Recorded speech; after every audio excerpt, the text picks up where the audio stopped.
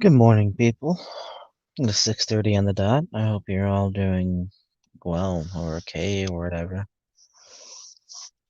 I am extremely exhausted. I had a really rough Friday.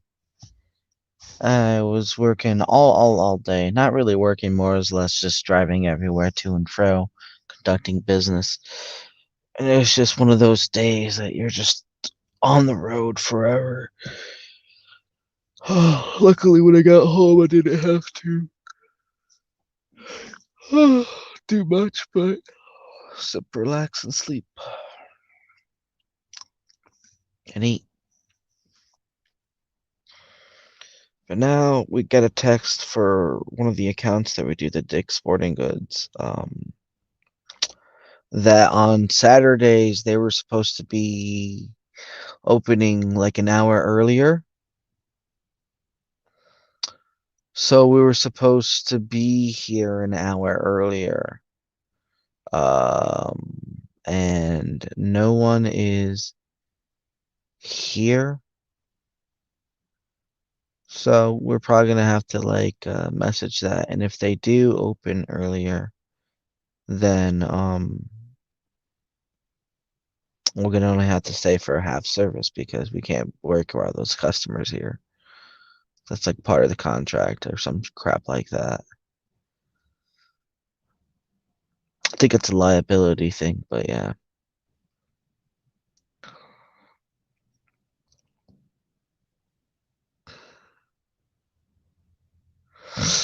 Especially with the floor scrubber.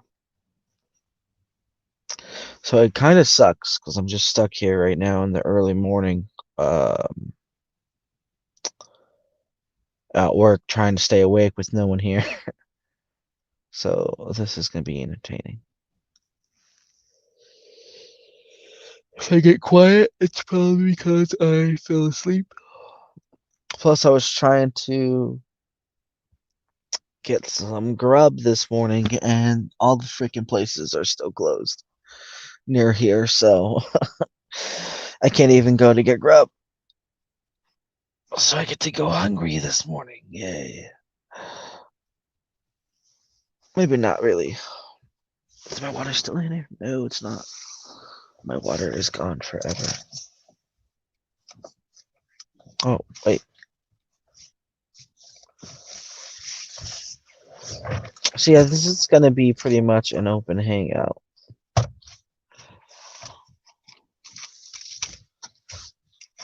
And I'm just waiting for if people are up early enough to join and whatnot.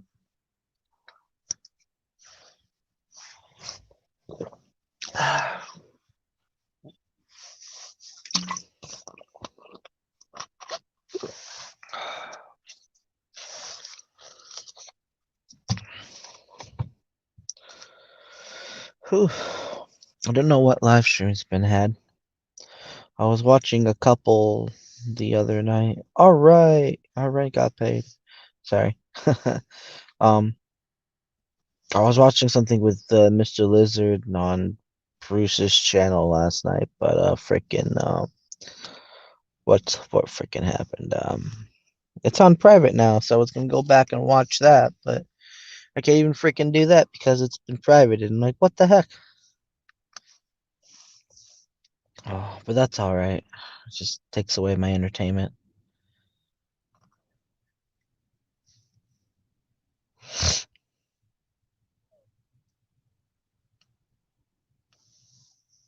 Yeah, I feel you there. You eat breakfast too damn soon, then yeah, you're hungry.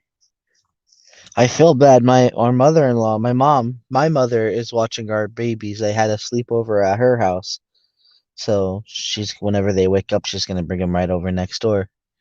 And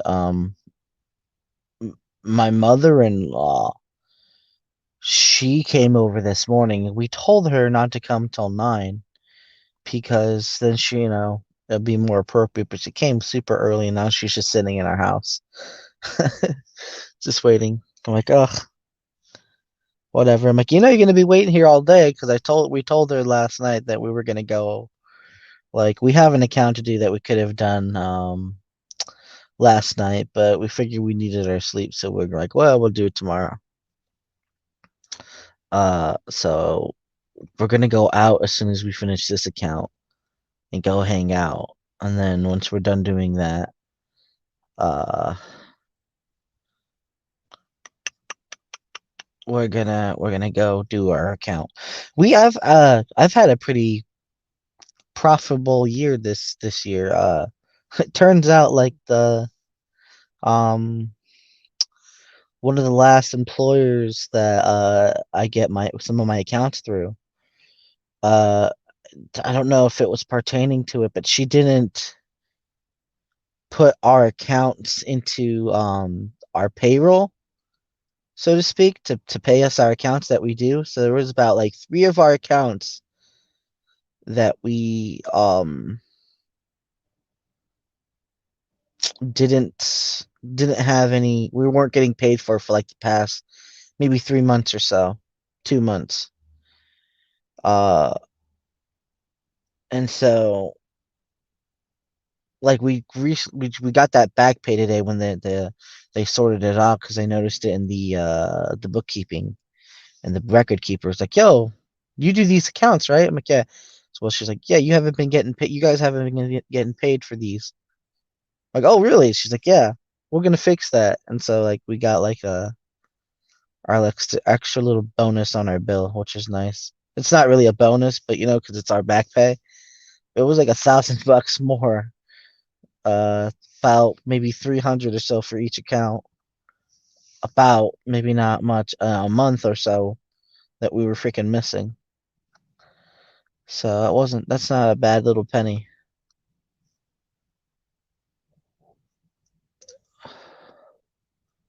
So now I don't have to worry about some Christmas shopping. I'm able to pay the IRS because I owed them like $300 for taxes this year or last year.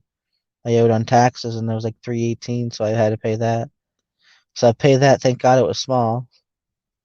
It would have been a lot less, but I never paid it, and I was like, crap, I shouldn't have waited on it because then they're like penalty. I was like, no, and now I just have to see what card that I can get out of now, if anything. Might just splooge it all on the kids and the bills.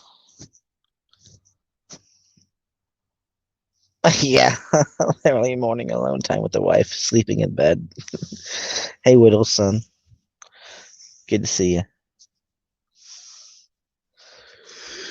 Oh, I'm still pretty exhausted. What's this trucker doing? Where you going, JB Hunt? You're in the wrong neck of the woods, pal.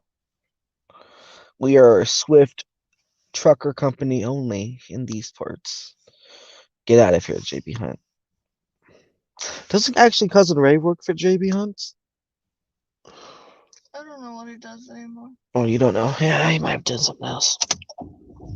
Turn on the car. It's getting cold. It's getting cold up here in Chicago.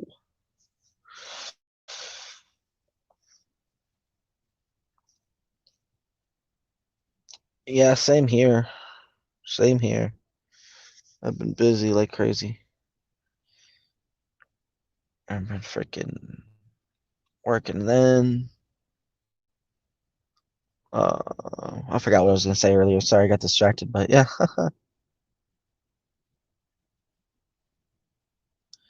did you ever find your vacuum? Yeah, we found it. It was freaking like, okay, so the way the store is set up, I knew I'd put it by one of the pillars, pylons, that the support beams, because they have these white columns, and I knew I put it by one with the fire hydrant. And for the life of me, I just couldn't see it, and I could not find it. So I thought I put it by a phone, and it wasn't there. And then we're checking by all these places, and I'm like, wow. And it was legit right in the middle of the store, in front of the escalators, freaking far away, right in the middle, like literally dead in the middle of the store on the first floor, dead in the middle, right there, just looking at us. The moment you come down from the escalators, right, that's what they're called. Yeah, the moment you came down the escalators, you could see the fucking vacuum, and I was like, We spent like half an hour extra looking for that dang thing, and it was there. But again, we've been having like some sleepless nights, almost sleepless nights. At least for me, I've been only getting about like 4 to 3 hours of sleep a night this past week. I've been kind of busy. Yeah. Good morning, Mister Christmas Lizard. Wow, that's illegal. You need What's more illegal? sleep. I know, I know. I function off of little sleep. I can do it. I'm one of those weird sleep for a couple hours and then just go to work. I used to do like I used to stay up for like maybe one or two at most if I could at 3 hours a day or 3 days and then go to sleep. What are But you yeah, I eating, don't do that crap Christmas anymore because I'm lizard? getting old. Because the Christmas trees. Oh, I'm sorry, pagan lizard. Oh, how dare you? How dare you? Oh, Oh, I but see how it yes, is. Just the trees. Just the trees. yes. And the Santa hat? There Yes, we the go. Santa hat. I can make a Santa hat meme. Actually, I think I have one. Let me check my phone. I thought I had a Santa thing here on my phone, don't I? I should. If I don't, I'm a loser. I do! I'm gonna upload it right now. Uh, Let me see if I can find it. Let me see if it will let me add one. So how was your day yesterday? Good. What was going on in Bruce's live stream? He hit it, so I couldn't freaking see. I don't really know. I never know what's going on in those live streams. That's always the question with Lucifer. What the heck is going on in his live stream? I don't know.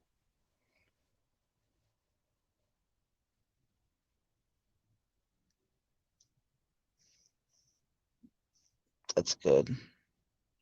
Cause when I went in there, I saw that you were in there with like Smokey and all that, and I missed it, I and I just went want in there to you go know. mess with P Mars because I was bored and I had nothing better to do. We're off. It's always fun to mess with PMRs. Gosh dang it! What am I trying to do? Oh yeah, guest. My name. Uh, Edit avatar. I need to exit out of this one. It Damn it! was a bit How do bored of I? Jill's stream because I said whatever I could really say to just be skeptical of all the stuff they were saying, and there was really nobody else in there to contest him. So I just was in there for a bit just to, go up against him. Bueno. Oh, Jill was in there. No, his stream. Oh, Jill was in this. Okay. Yeah, I forgot he was doing that. What's it called whatever political I jargon. think it's called Make a Steal.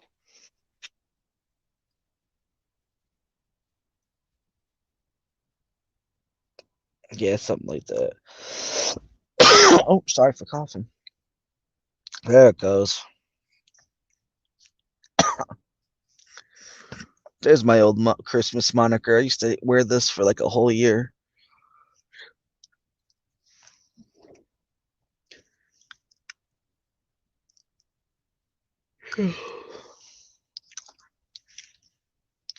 I haven't gotten on any biblical topics within the past few days, so I'm all biblically tapped out.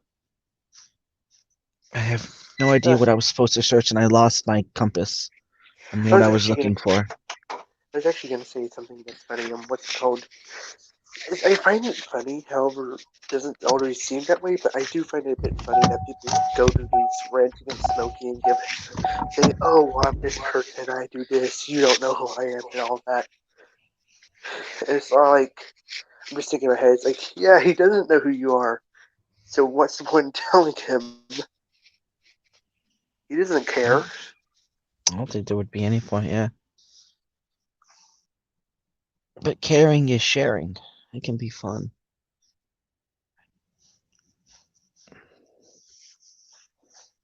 Those who share care. I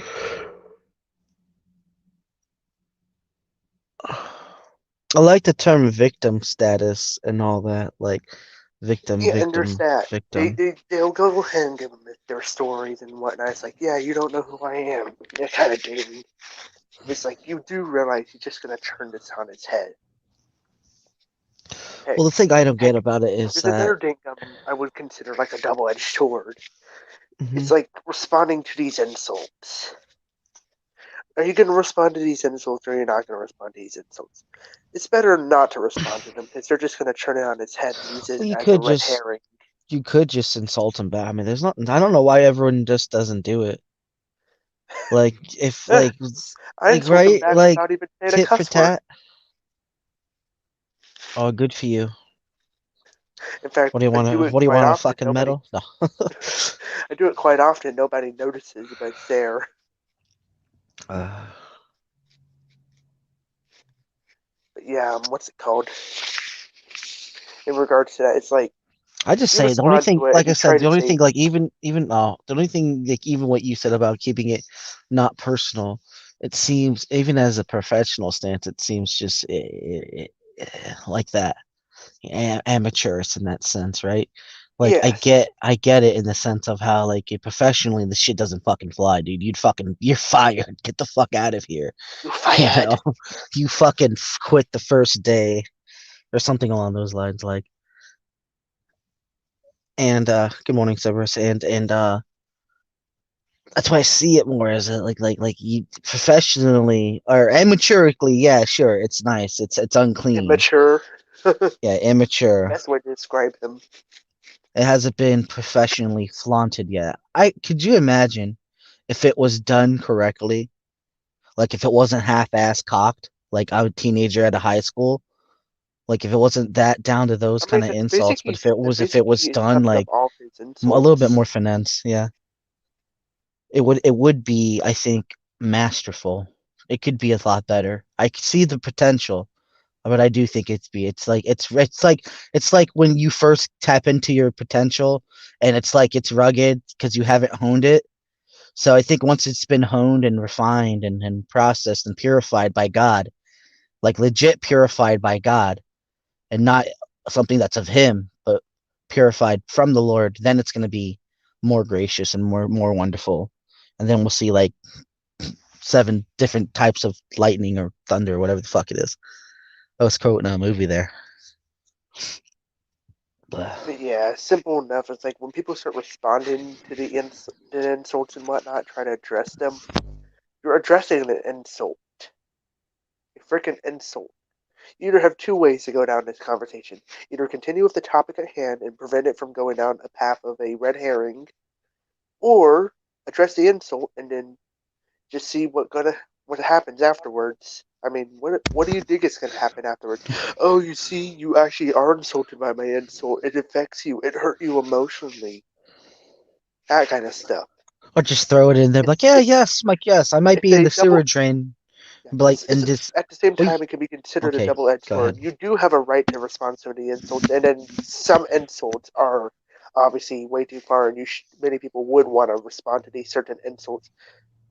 However, at the same time, it's a double-edged sword. If you actually do respond to insults and talk about how stupid they are, white or bad, it's just somebody like him is just going to turn it on his head and say, "Oh, look, see, you're so thin-skinned, and you're just so upset about this one tiny insult I made against you," kind of thing. Well, the weird thing about using like the sewer drain analogy is like it could always be a turned around. Like, well, you know, I just happen to be a ring into that sewer drain. Like, you can just easily turn around because of shit you can honestly find in sewer drains. Like, you can fucking find money and shit and coins and earrings and jewels and all these other stuff in freaking sewer drains. So you can find a lot of treasures in there. So it's kind of a bad analogy. It really doesn't work all that well if you think about it because you can find a lot of cool shit in there.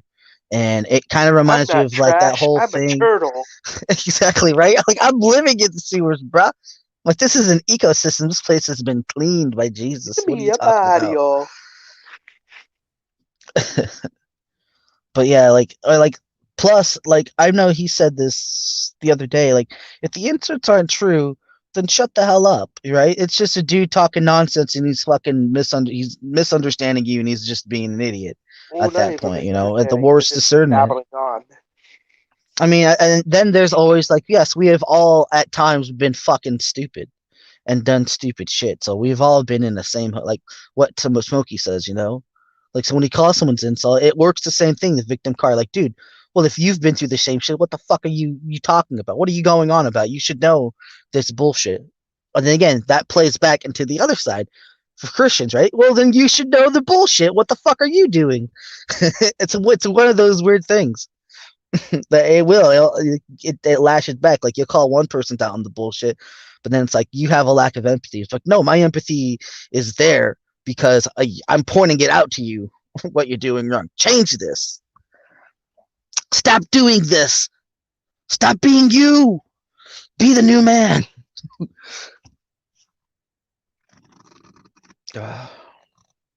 And that's why I'm it's tired. like you can even talk about like this stuff as well. But even if you talk about it, somebody's just going to try to turn it on its head. You can talk about how like, oh, say you're talking about this information. Then if you wanted to give an example on examples of you doing it or something like that, and then that's when somebody's going to turn it on its head again. It's almost like an always lose situation kind of thing with the idea of the insults. That's why it really doesn't matter if you bring it up or not, or try to use this evidence or not. It does exist and it makes sense. However, even bringing up examples of it, it's just going to make I somebody still try have my to seatbelt on. say, "See, Sorry. you are bothered by it." I think people can just be disturbed at things on lies and rumors. Like, I get disgusted when uh lies and slander come out about me. I don't like that. I don't like people being misinformed about me. It really gets under my skin. So, like, I don't like it when people have their names in my mouth and they're being inaccurate. You can call it, like, if I'm being a piece of shit by a certain thing, by all means. If I'm being a piece of shit, then I'm being a piece of shit. I don't have no problems taking my titles. Well, I don't like being given mislabeled, though. given an example of that, Don't call me a piece of shit for something that I'm not being a piece of shit in, pretty much, well, yeah, and then talking about like something like that, semi example with somebody just like saying insulting me, it's like, oh, that's cute. You're gonna back that up? I can No? back it up for you, baby. Okay. Beep, beep, beep. Sorry. That's why I hate You get what I sorry. mean, right? Yeah, I do. Sorry. It's like, oh, those are some pretty funny insults that have no bearing whatsoever. Are you gonna back them up? No? You're not? Okay. Either way, let's continue on with the conversation. That's basically how it is.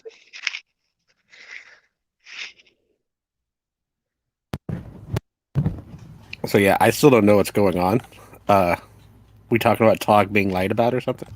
Oh no, I'm just making fun of kind of making fun of the fact that if when people respond to Smokey with like, "Oh, you don't know anything about me," or respond to his insults, it's just not a good idea, and it's just a bad. It's almost like a double-edged sword, and how it can be a red herring to conversations. Oh, what you do is you interrupt the insult by making fun of him for insulting you. Well, I do that quite often. He doesn't catch it. Nobody really catches it when I'm insulting them. That's because you don't have like a fucking normal pitch of range of talking, dude. Like, you're just a mellow toned, like, in like people's defense. Like, you have a single line of talking, like with bear. You talk like a Oh, robot. you Like, want me in to all be fairness, angry?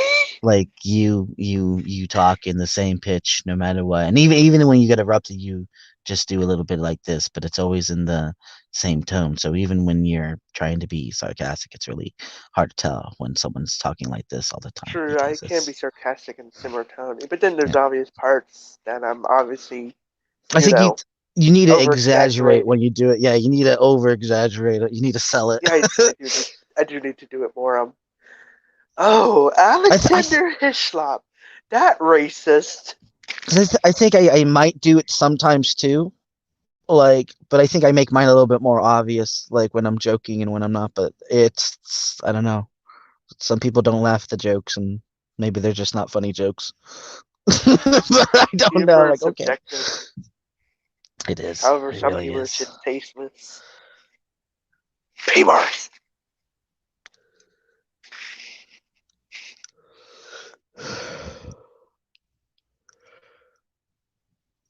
P-Box made some good points actually on I don't know if it was Smokey's channel or not. I think it was. He was talking about the hardest things for humans to overcome, maybe food and sex. And I'm thinking about it. I'm like, that might be true. I thought it was pride. Well, I'm going to agree with you, but I think overcoming food and sex is still pretty far apart because you kind of need food. Yeah, but the hedonistic greed that can come with food, I think, is what he was mostly talking about.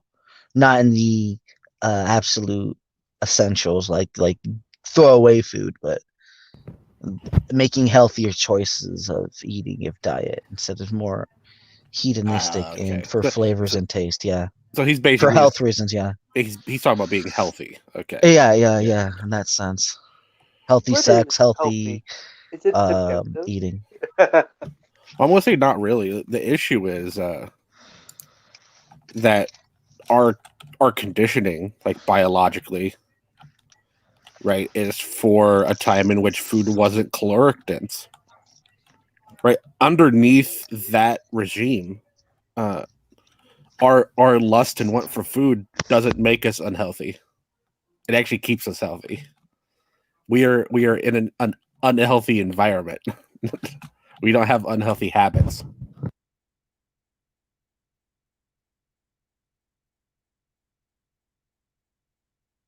What if you move from a different location?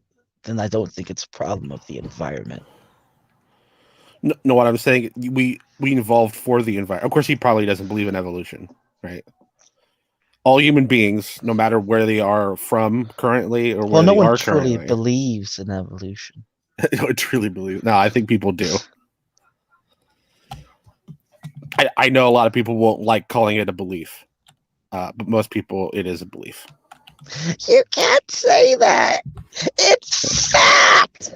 Wait, It's not a belief. It's fact. it might be a fact, Sorry. but most people definitely don't know enough or have not studied enough to say that they actually know it or to actually be able to show that it's a fact. So I would say it's just a belief for most people. So on the subjective side. Well, I mean, it's all on the subjective side because we're talking about Everything individuals. I'm gonna try to sound smart by sounding stupid. Everything is subjected unto God, right? Well, I In mean, that sense. if God exists, everything is subjective. Okay. Except for baby him, like himself, right? Yes. Okay. I'm still learning these words. I feel retarded for not knowing them yet.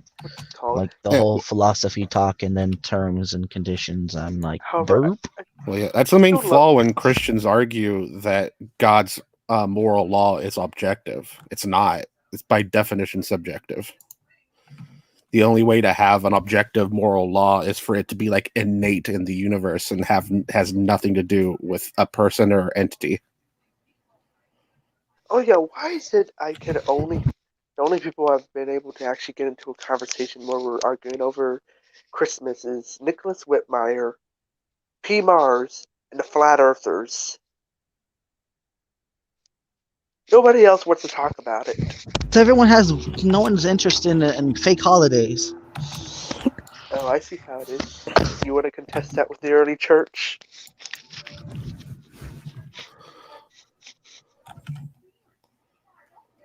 How about this? We'll have a small argument about Christmas being you. I'm going to say that everything about Christmas is pagan and everything about Christianity is pagan because it was done in a different religion first that was pagan. So apophenia.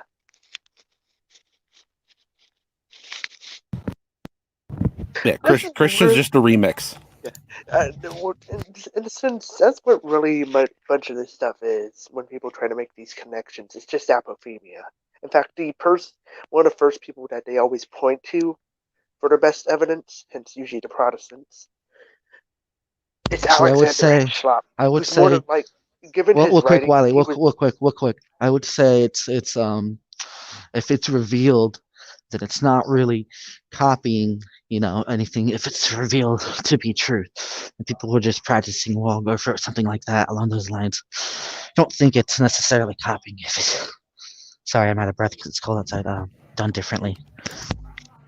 Well, Right. as I was saying, a lot of times the sources, especially when they use Alexander Hislop, it's hilarious with Alexander Hislop.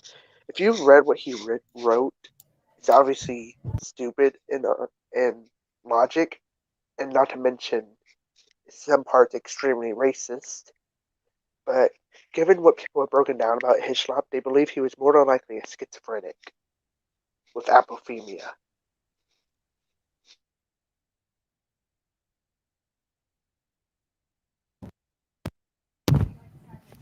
Oh no.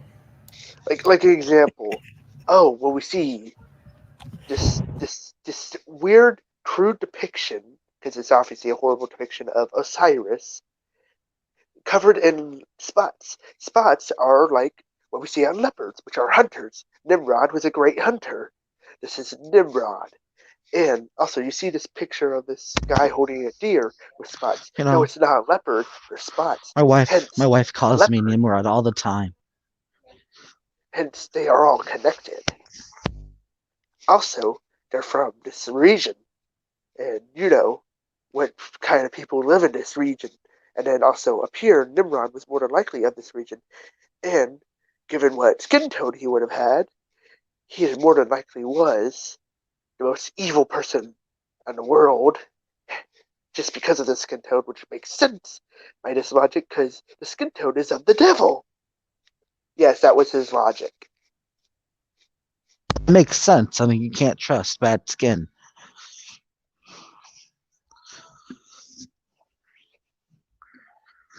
Yeah, extremely racist and stupid logic. You know what the best thing about racist communities is? Is they don't care what race you are as long as you're racist.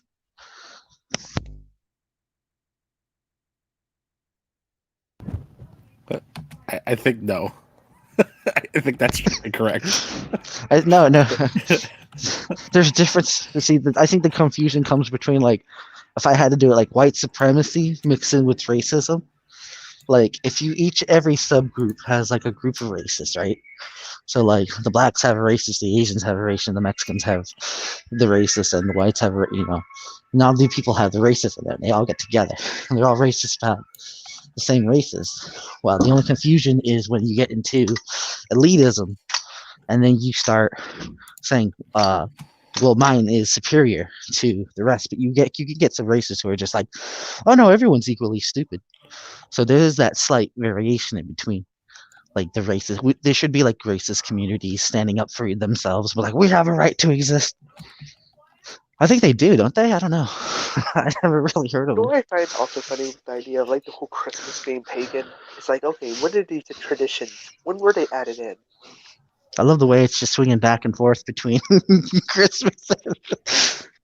Well, it does tie into this thing because a lot of the Christmas claims are actually based on Okay, I this think terrible Christmas scholarship started mentioned about by Alexander Hislop. 2020 years ago when Christ was born. Who knows really That's a when joke, get exactly it? it started? However, we do have someone like the earliest evidence being before what people always claim is the time of the paganization of Christians and whatnot. Hence, around 311 AD, with at least one example with the Donatists, so using it as a celebration. Hence, what it was is that they didn't want to continue having the Jewish celebrations, but what they wanted to keep the Christmas celebration. Well, I think This you is need to look at before what people say, what you you should know, the look whole at. Constantine thing. What you should look at is look for the Christmas carols, and then find out which older language starts Christmas with the carols, oldest carols. Christmas carols are Middle Ages, if I'm correct. Exactly. So there you go. The time of the Middle Starts Ages. somewhere off in the Middle Ages then. And I believe some of them are Old English, if not most. I think you have a few Germanic in there. Who knows? It could be Latin for all I know. I think it's English and Germanic, to Or be if it was honest. by rich people, then probably French, if you get that reference. No, the French can never do anything with book. The French just no. Don't give French any credit.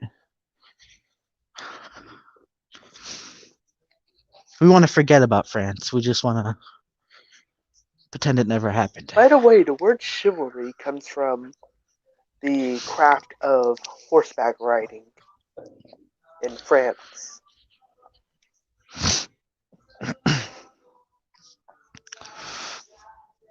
What about horseback riding? Sorry. The word chivalry comes from the word chevalier from Mhm. France, and it was the craft of horseback riding. And the horseback riders or horsemen, were called chevaliers. Hee hee. And that's where chivalry comes from. The So that origin of song that word. makes sense now. Cool. Thank you. I'm going to use this information to make visual images in my head. Thank you. But, what I was getting at with the whole, it's like, when did these, traditions added in? It's like, they usually try to say it's been there for, since the time of Constantine and whatnot. It's like, actually, most of these traditions didn't come until after 1821.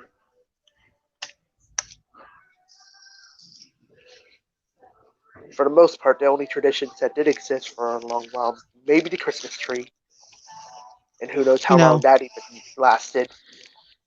Do you The think that? What I was Oh, going to sorry. say, the mass and feast, of course, and of course the celebration, along with the days of Epiphany afterwards. Before then, there was no Saint Nicholas, there was no presents, there was no stockings, none of that stuff.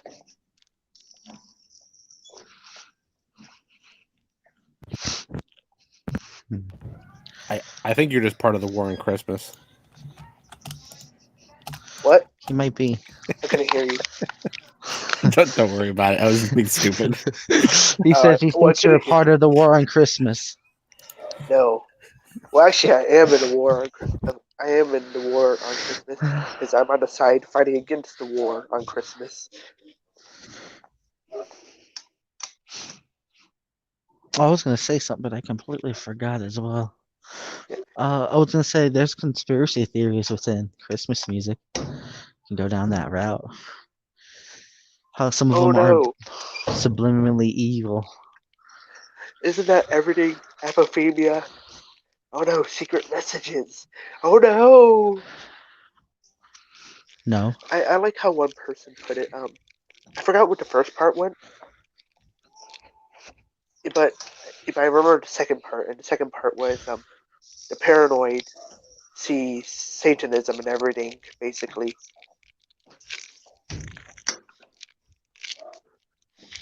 And that is basically You said the how it is. paranoid? Yeah. Well, here's the thing. If it's a pattern and everyone recognizes it, is it then just a coincidence? No, that's just called mass apophemia.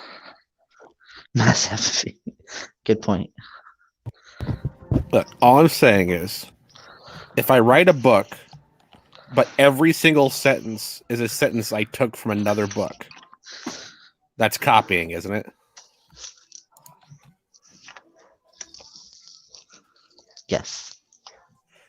Okay, then Christians are Put copying. quotation marks around it. It's still copying. You're just quoting it. Oh, I see how it is. I see how it is. Well, the law doesn't change. And when it's spoken of the word, It's not really copying it if not the law and the truth doesn't change. So you can't never copy the truth. You're just repeating the truth.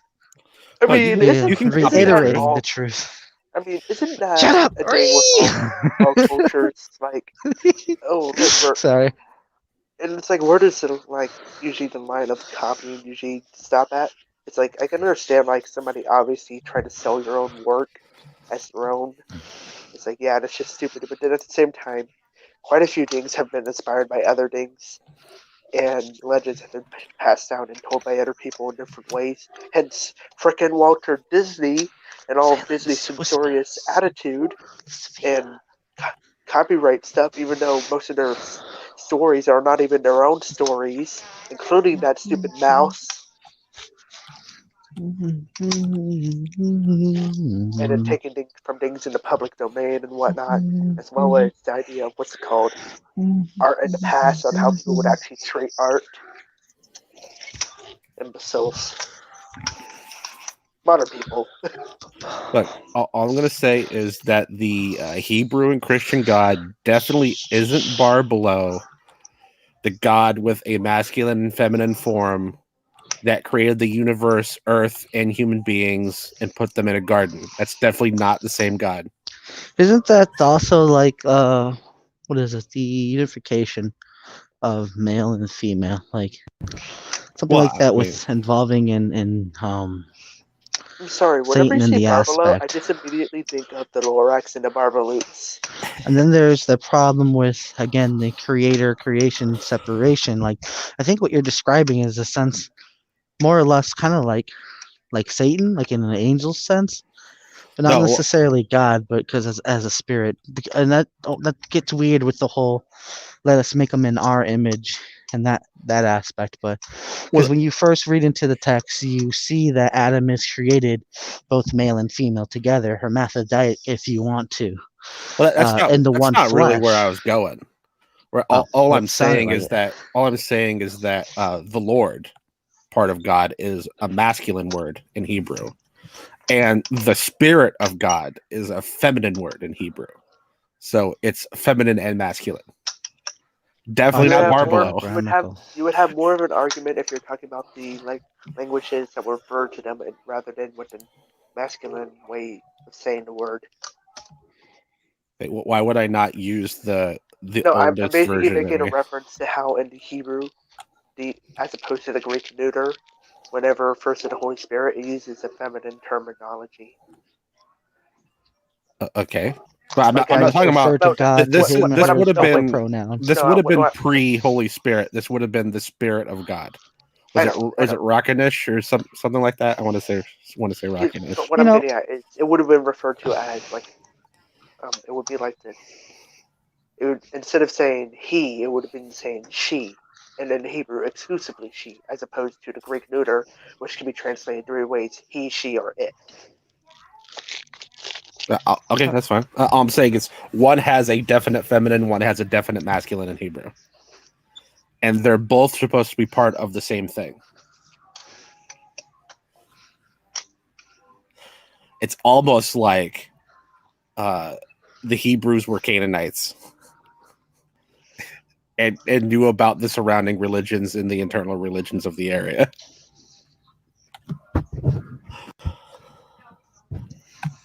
Canaanites, no. Yeah. Or at No. least using similar language to that of the Near East, just like everybody else. Hence, crawl on thy belly and eat dust all thy life. What do you think? Why do you think that's in there, people? Because it was put in there, Wiley. Yeah, You don't get the reference, do you? I don't know. I remember you said it to me once before in the past. But yeah, I don't remember. Something about to do with the language and the way The it's language of the describing Near something. East. Yeah. So I know that much about Not it. to It's mention something to the do with the whole name. fact that they all had a similar, origin of language and whatnot, and just the simple fact that these people were using similar words and whatnot and phrases.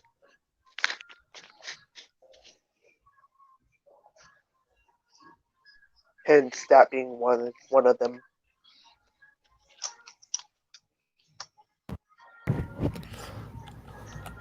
Out of all these arguments, whenever people try to make these arguments, why does nobody ever bring up Proverbs? Proverbs is always one of the strongest one they could have, yet nobody ever brings it up. Nobody ever brings up Proverbs. What does No, it say in Proverbs? they want to go with Christmas. They want to go with the flood. They want to go with all that stuff. Never Proverbs. Never Proverbs. I see how it is. None What's of in y'all like Proverbs? Proverbs. What's in Proverbs? What are you talking about? It's a reference to what scholars believe the origin of that is.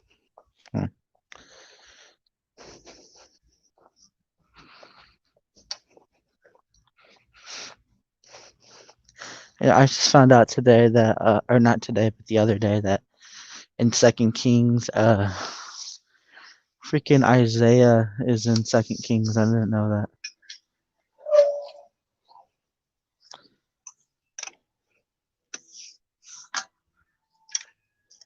I need to start reading the old books more, man. I start to forget. I start forgetting everything. I'm getting too old. Can't forget the Apocrypha. Oh, I forgot that. I forgot all of it. Who's Christ again? I have amnesia.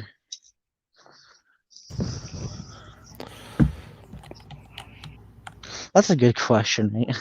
Once saved, always saved. If you get amnesia, you don't remember you're a Christian. Are you still a Christian?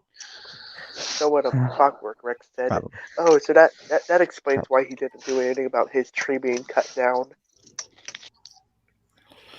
You know what? I have a question. Why don't Christians that believe in science use science textbooks as scripture?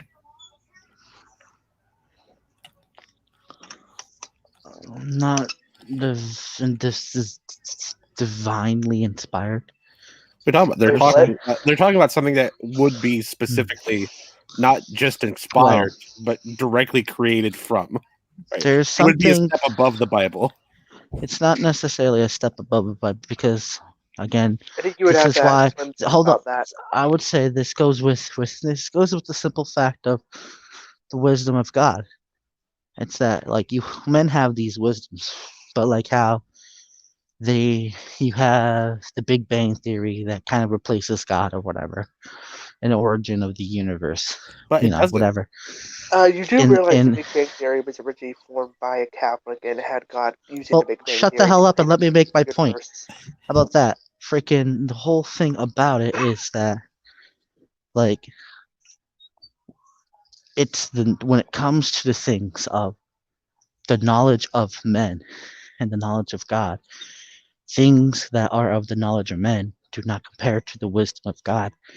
So if it was truly from the wisdom of God, we would know, people would know, but in a sense, some of that science is wisdom of men. It's not the wisdom of God, because it doesn't start with the fear of God. If it starts with the fear of God, sure. What I'm saying is, if you're a Christian, all of that knowledge would start with the fear of God. Circumstantial, I think. That's why I said you would probably have to ask Sarge about that. He would probably have a good explanation for that. I wouldn't direct you to somebody like, jungle jargon. They wouldn't have a good answer for that. Well, I would say most models in science may not have the cooperation of let's say religion, unless it's like specified like that. You know what I'm saying? Like it might not have the backing of it. Wait, what? Repeat yourself again. How science might not have the backing of religion to say, like, X was God or. Have you seen the Catholic Church? I was gonna say besides that, but like I said, that's I think within itself. Again, that has it's in its own house, so to speak. It's not one with it's a different flock. Does that make sense? The different entity. It's not the same entity as the whole entity. There's another entity. So the fact that there's another entity means it isn't of God, because it would only be one in truth.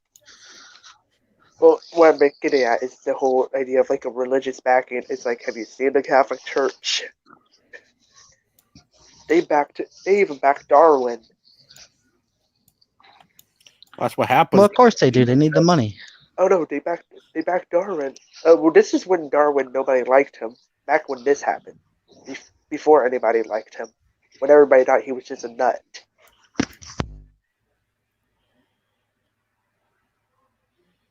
It turns out it's possible that the Bible is actually just the wisdom of men, and science is discovering the actual wisdom of God.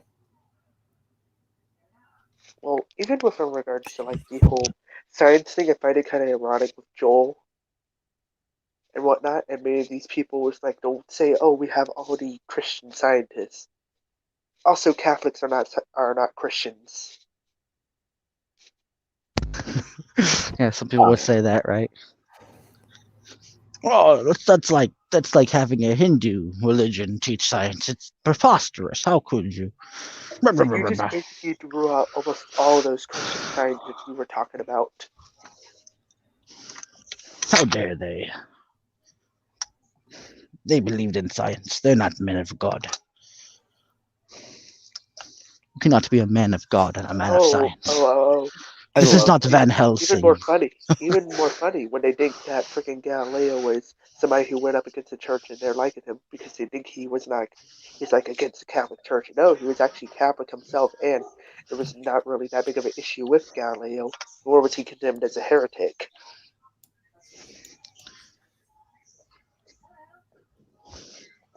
But they don't teach students that in school, do they? Why would they need to teach us about Galileo and his constellation? I forget what he's famous for, actually.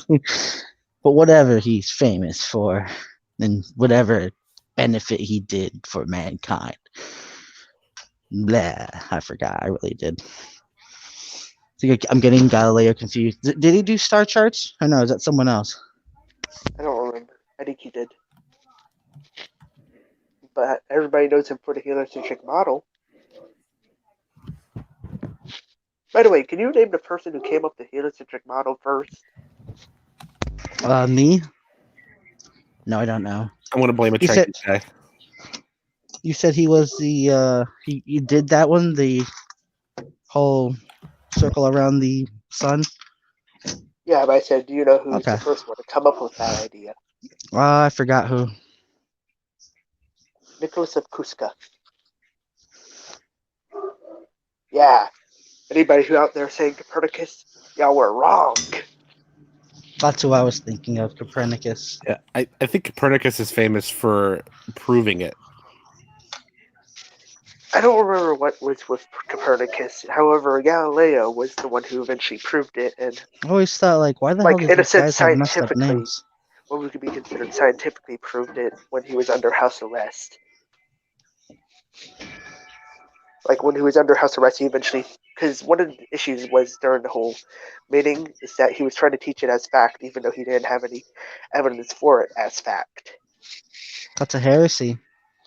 No, not Damnable a heresy. It wasn't labeled as a heresy. It was just an issue because it's like, hey, we gave you the okay to teach this, but we didn't say you need to be.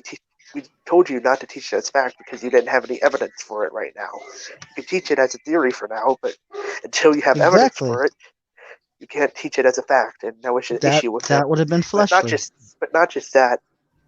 But he was also, denying he did certain things, as well as insulting many people and possibly insulting the person who gave him the most support, aka the Pope himself, by more than likely calling him a simpleton, even though the Pope actually was supporting his work. Well, he obviously was a simpleton because he fooled the Pope. Sorry.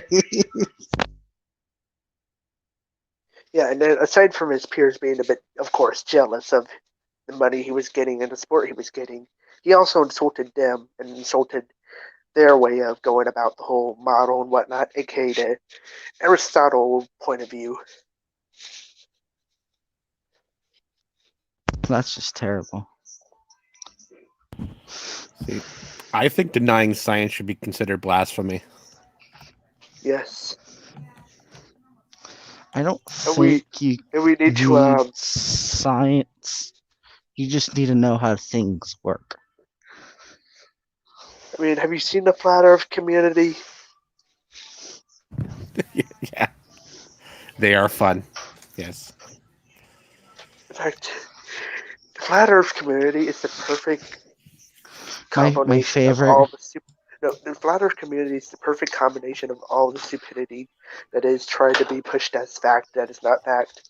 With the whole, oh, the Roman Catholic Church is so evil and pagan, the Christmas holidays are evil and pagan.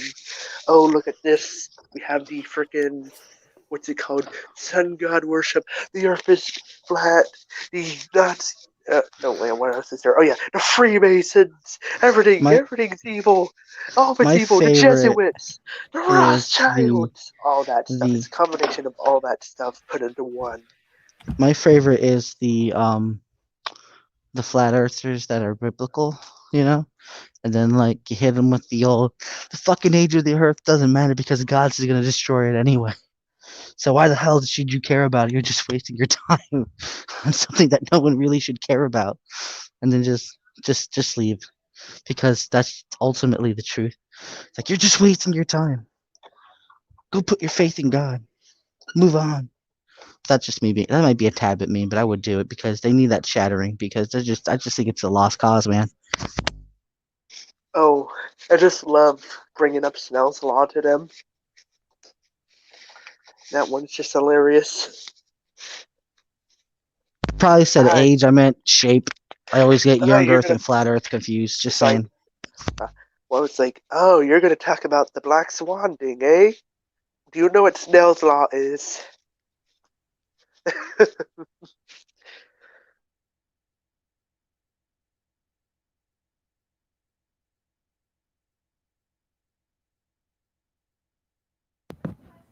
Oh, and I just realized I was muted. Oh, you're trying to say something? No. Well, not really. No, it's not important. You know, back when I joined this community, I actually thought you were atheist, and the simple fact I only thought you were atheist because everybody else was saying you're an atheist. But I heard what you said you believed in. It's like, oh, so you're not an atheist. Yeah, well, I mean, so the problem is it's not a global question, right? So there is no actual good global answer to what I am. Yeah. I'm too specific.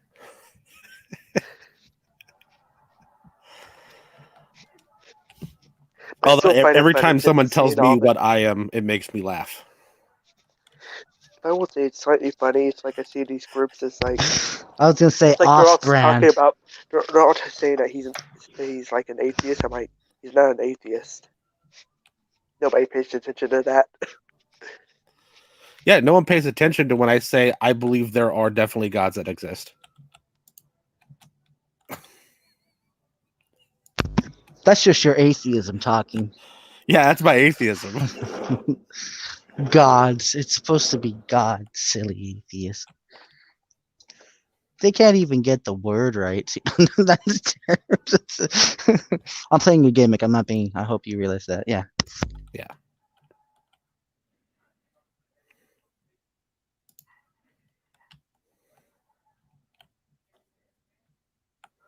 Now we shall take over the world with sea scorpions. You can't take over the world unless you learn how to play piano. Do you know how to play piano, Wiley? You know what a person that plays a piano is called? A piano player. Nope. Well, I forgot. It's a tongue twister for me. I'll let you Google it and say it. A pianist, right? How could Did I say you? it right? We need to Pianist. wash out your mouth with soap. Okay.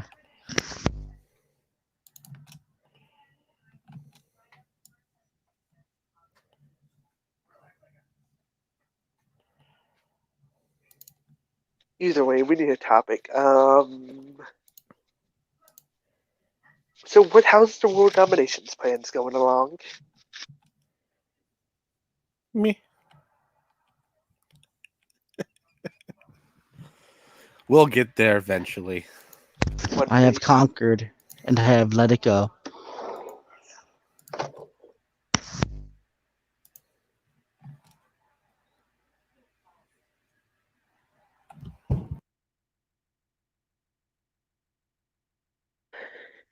You know what I'm in the mood for? Gingerbread and hot chocolate.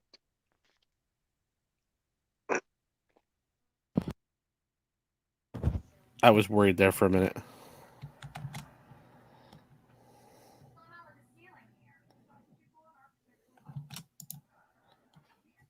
I'm vacuuming, so I really can't talk.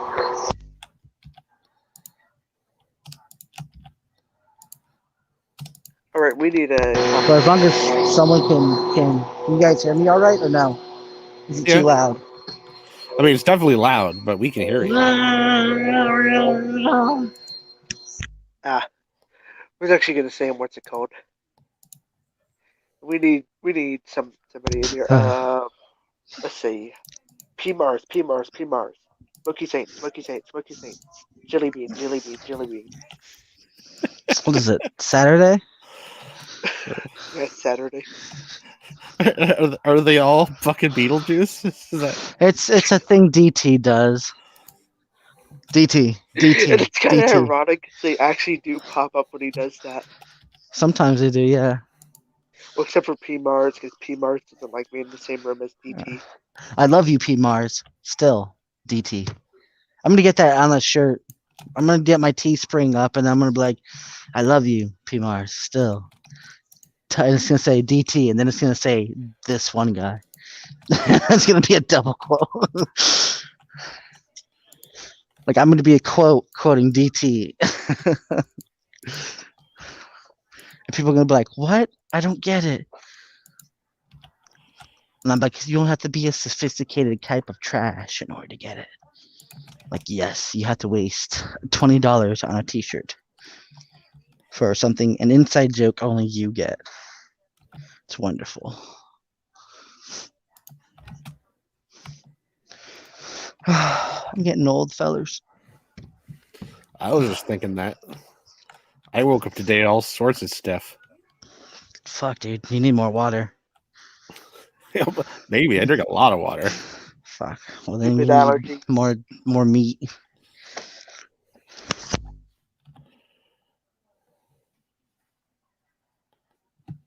Or stretching. Damn, this fucking outlet's busting. Looks like I got to sweep now.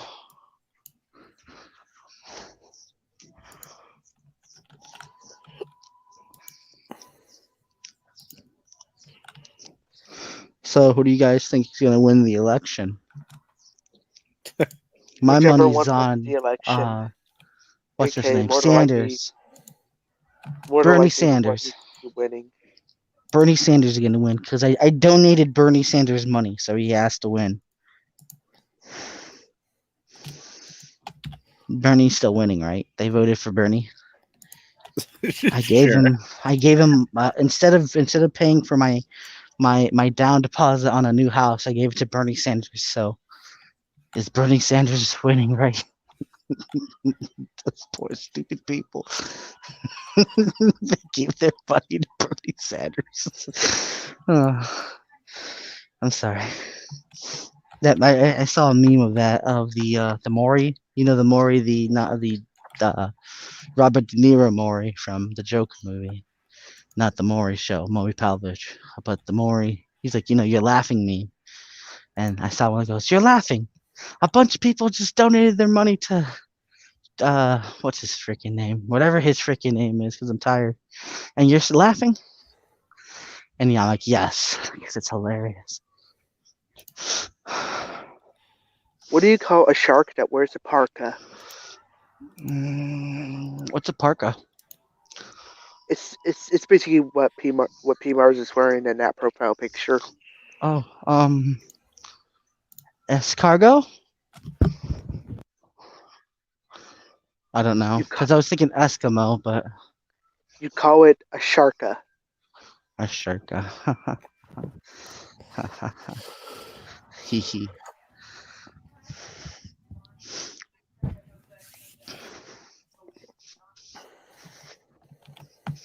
By the elevator. Oh, cool. I can drive a forklift. I have a license and everything. I don't have a forklift license, but I can drive a forklift.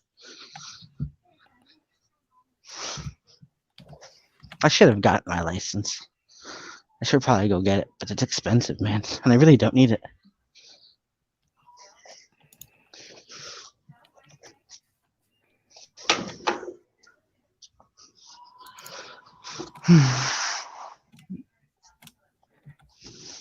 What time is it? I still find that funny how we were all waiting on Slim Jim to start up the stream. Yeah, man, he never started. He's such an abuser. Well, technically, he did the live stream. That's the best part. He did the live stream, had no idea that people weren't watching because he wasn't going live. The only one who was watching were the spiders. When the spiders got entertained with me. Oh, I'm sorry, but that made me giggle so hard. I'm like, that sucks, but I hope I never do that. I know that's happened to Q a couple times too. Oh, with the Minecraft? It goes to record and it's not recording. You're like, fudge. I know that's also whenever I'm making like recording, I'm always checking on that little thing on the side, see if it's actually recording. Yeah. I just use Restream like a pro, but I think it's like disconnected. You got to pay for it now. I don't want to have to pay for Restream. I liked it when it was free. Oh well, if I have to pay for that, then I'll probably just go quit using StreamYard.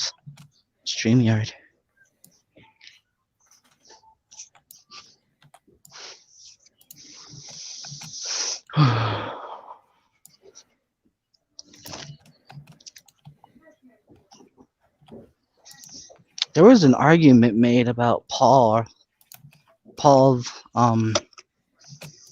and kind of what he says about his baptism or him baptizing people. I forgot what it was and that what part it is in Corinthians.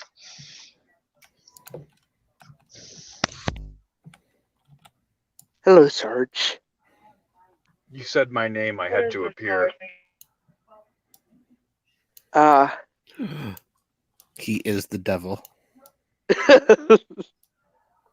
I mean, depending on who you ask, I probably am. Godless Catholic. It's the Catholic.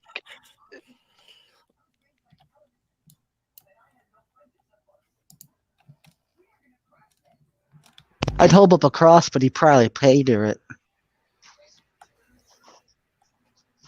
The joke in that is it's idolatry. That's the joke. Bum.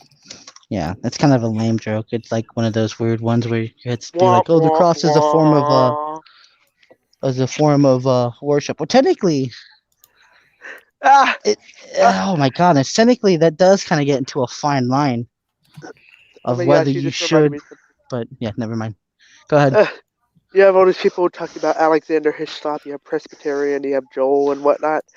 You do realize Alexander Hislop said that the cross is a pagan symbol that is satanic and that was added in by pagans. You know, those pagans named Christians. Pagan Christians. Sorry. I'm a pagan for a good time. Well, again, like I say, depending on who you ask, I'm also a pagan.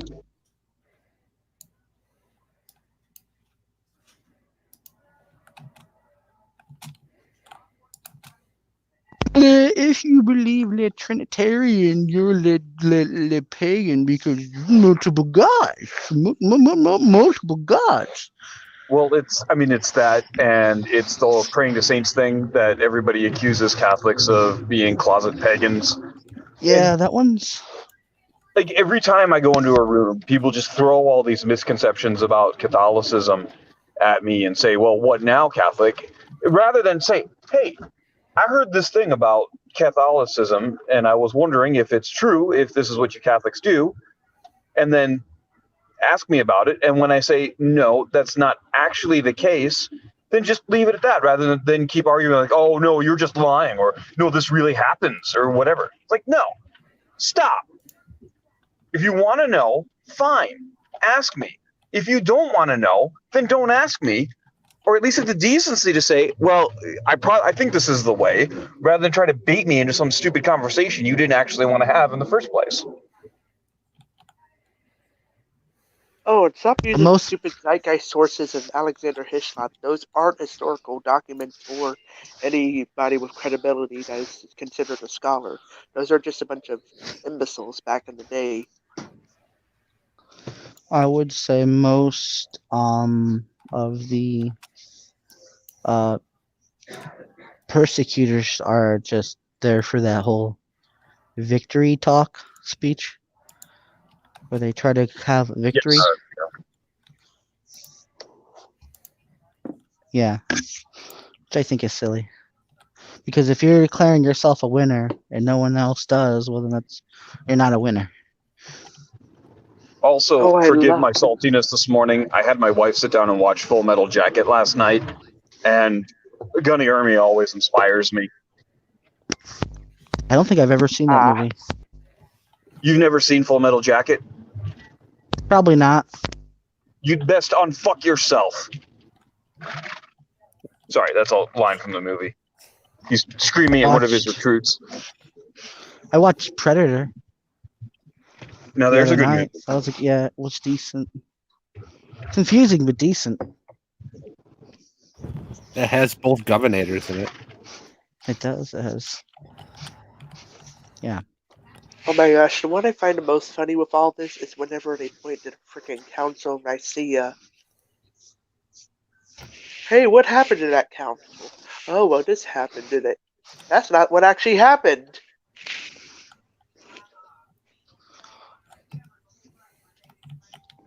St. Nicholas punched Arius. That's what happened in the Council of Nicaea. That's all you need to know. Oh yeah, Saint Nicholas did. That's how Saint Nicholas ended up normal. That's how he looked like Owen Wilson. Oh wow. He- Oh wow. Wow. Hey guys, it's me, Owen Wilson. Wow, I'm on Tog's show. This place is invigorating. It's so good to be here. Wow. It's so nice to meet you all. Well, that's why I don't get the jolly old Saint Nick thing, because Saint Nicholas was not jolly. He was a savage. No. It's them with the effing Saint Nick. No. Have a lump of freaking coal. It's Lump more of like coal. fighting Saint Nick.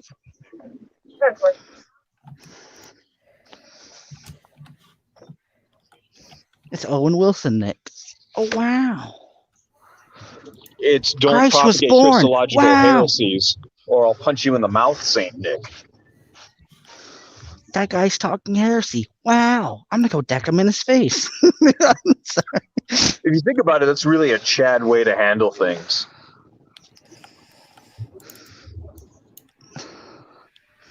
Well, I guess with Then adults, again- with children, then again, it's really he not Chadley. You Then get again, he- children's wrong. You go, "Psh, you're wrong in your doctrine, child. Then again, he was from Asia Minor, so I guess he just wanted to annihilate him.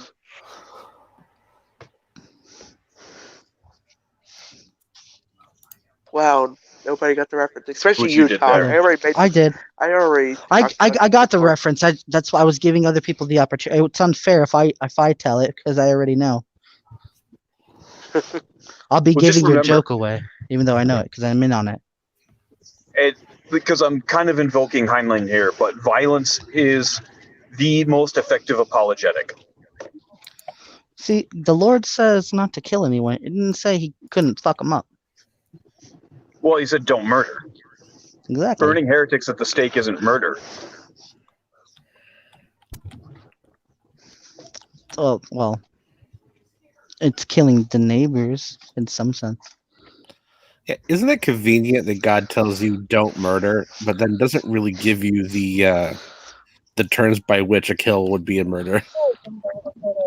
Well, he further elaborates that through the books of the law, Leviticus and whatnot. What constitutes an unjust killing? But even when your fucking bull gore somebody, you gotta pay for that shit. All I'm saying is the founding fathers, I think, had more foresight than God did in the Bible.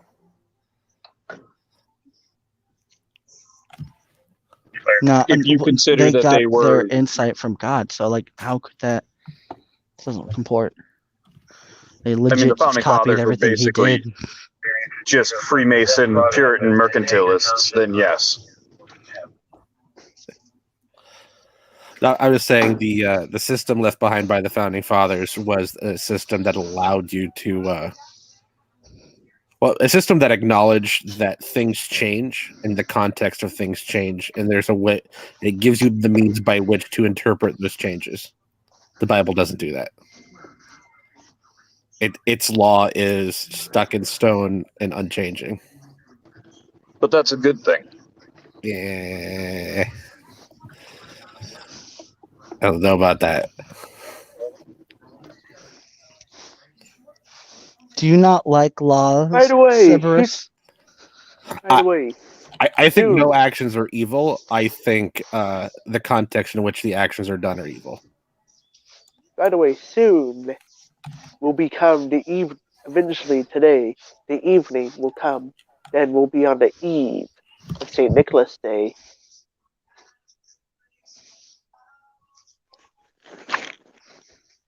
I think I heard a cricket be more entertained. Oh no, yeah, it's not the cricket. That's the radio.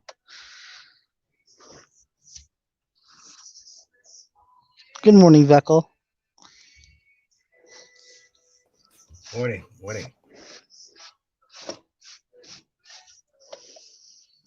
Do you have any hot topics, Veckel? Not at the moment. All right, cool. Okay, I just thought of something. We should have it. I literally just Oh, woke go ahead. up, turned my phone on to look at the news, and then I saw that you had a live stream going on. So I was like, yeah, why not? Oh yes, definitely. That's the best. Like just waking up, Yeah, and having your brain not turned all the way on is the best time to make a hot take. What's a hot take? I never heard of that before. I don't get the context. A hot take is saying something that is highly controversial. Oh yeah, go ahead, say it. Oh, Well, it's also an off the cuff take. Yeah, it's not pre-planned. You're just saying it. Like give and Elliot take relations. Page is cringe as hell would be a hot take. Oh no. Well then, never mind. I don't have any hot takes. I don't think I have hot cakes. Hot cakes. Get your hot cakes, everyone. Hot cakes. does McDonald's still do hotcakes? They still do hot Yes, cakes. they do. Get your hot cakes. The arguments that Christmas is pagan are also cringe. Yes. Christmas is pagan because it revolves around Christmas. That's circular reasoning. Shit. I forgot what we were arguing about. I'm so tired. I gotta stop making these jokes. Okay, I'm done. I mean, pagans are kind of cringe to begin with. They are. True. I think everyone's just really that cringy, makes though. sense. I mean, the people who came up with many of these arguments were pagans. You think pagans are just jealous because their holidays are forgotten? You know, They have to that's celebrate them by actually a thing- themselves. You know, that's actually a thing a scholar said that the only reason pagans are trying to do this today is to make themselves seem more important than they actually are. I think pagans, you get the stupid thing, they go after their kids the most, right? I think most adults, when they leave Christianity, they go to paganism because of all the stupid childhood stories they read and they grow up with and learning about the stupid history of it. So it just freaking comes along and they're like, oh, well, this must be real. And they just read it because they read about it. So Okay, then they do their weird little rituals that they do. by pagan, are we talking about non-Catholics? Sure, yes. I'm just talking about Well, certain individuals. Polytheists. Okay. When I said pagans, I meant it as in sense of just people leaving out from Christianity and then whatever form, and then just going to atheism, then to paganism, or whatever, or agnostic, whatever it is. I'm just making fun of that fact how people do that, and I think it has you a guys play to think do that- with the school books and all that. That's why they often, because it's like subliminal. I mean, it's even in our cartoons the same way Christianity is. You can look at what Marvel has God and Thor. I mean, come on. Silly. Wait, so comic book. Todd, do you not celebrate things Christmas? Oh, I do. I have to. I'm forced to. I can't not celebrate Christmas. There's no Right. way in hell I could Yeah. not. I used to have a hardcore stance against it for a little while. It's But then, almost literally a day made for me.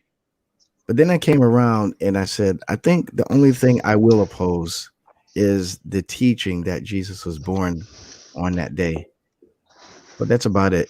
Celebrating, maybe putting up some certain decorations I might be kind of weirded out about too. But Culturally, yeah, I think it's nice. The whole importance is the birth of Christ, of course, and then the second importance is the giving and sharing, and that second part of it that everyone, the Christmas cheer and spirit that everyone tries to spare is spirit of giving. Yep.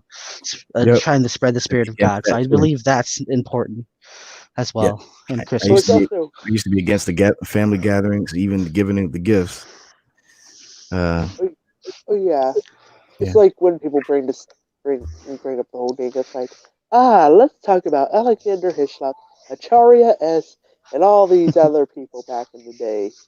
Let's talk about how dumb they are. Technically, I have like 3 holidays that I can actually say that are like for me. That's Thanksgiving, Christmas, and my birthday. Those are the only 3 that I can actually say. I feel like I can actually say that those are my days. I think so Christmas you're should be not gonna- rebranded. Oh, so I guess you're not going to celebrate Pesach. I see how it is. No, I don't. Well, that and Passover. I mean, I do that too.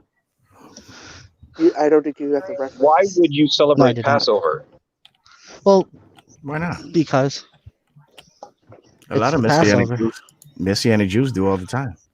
They do And the same. We're not Messianic Jews, we're Christians. Yeah, What's the Catholic Messianic Jews are equivalent? What's the Catholic equivalent to Passover? Pesach.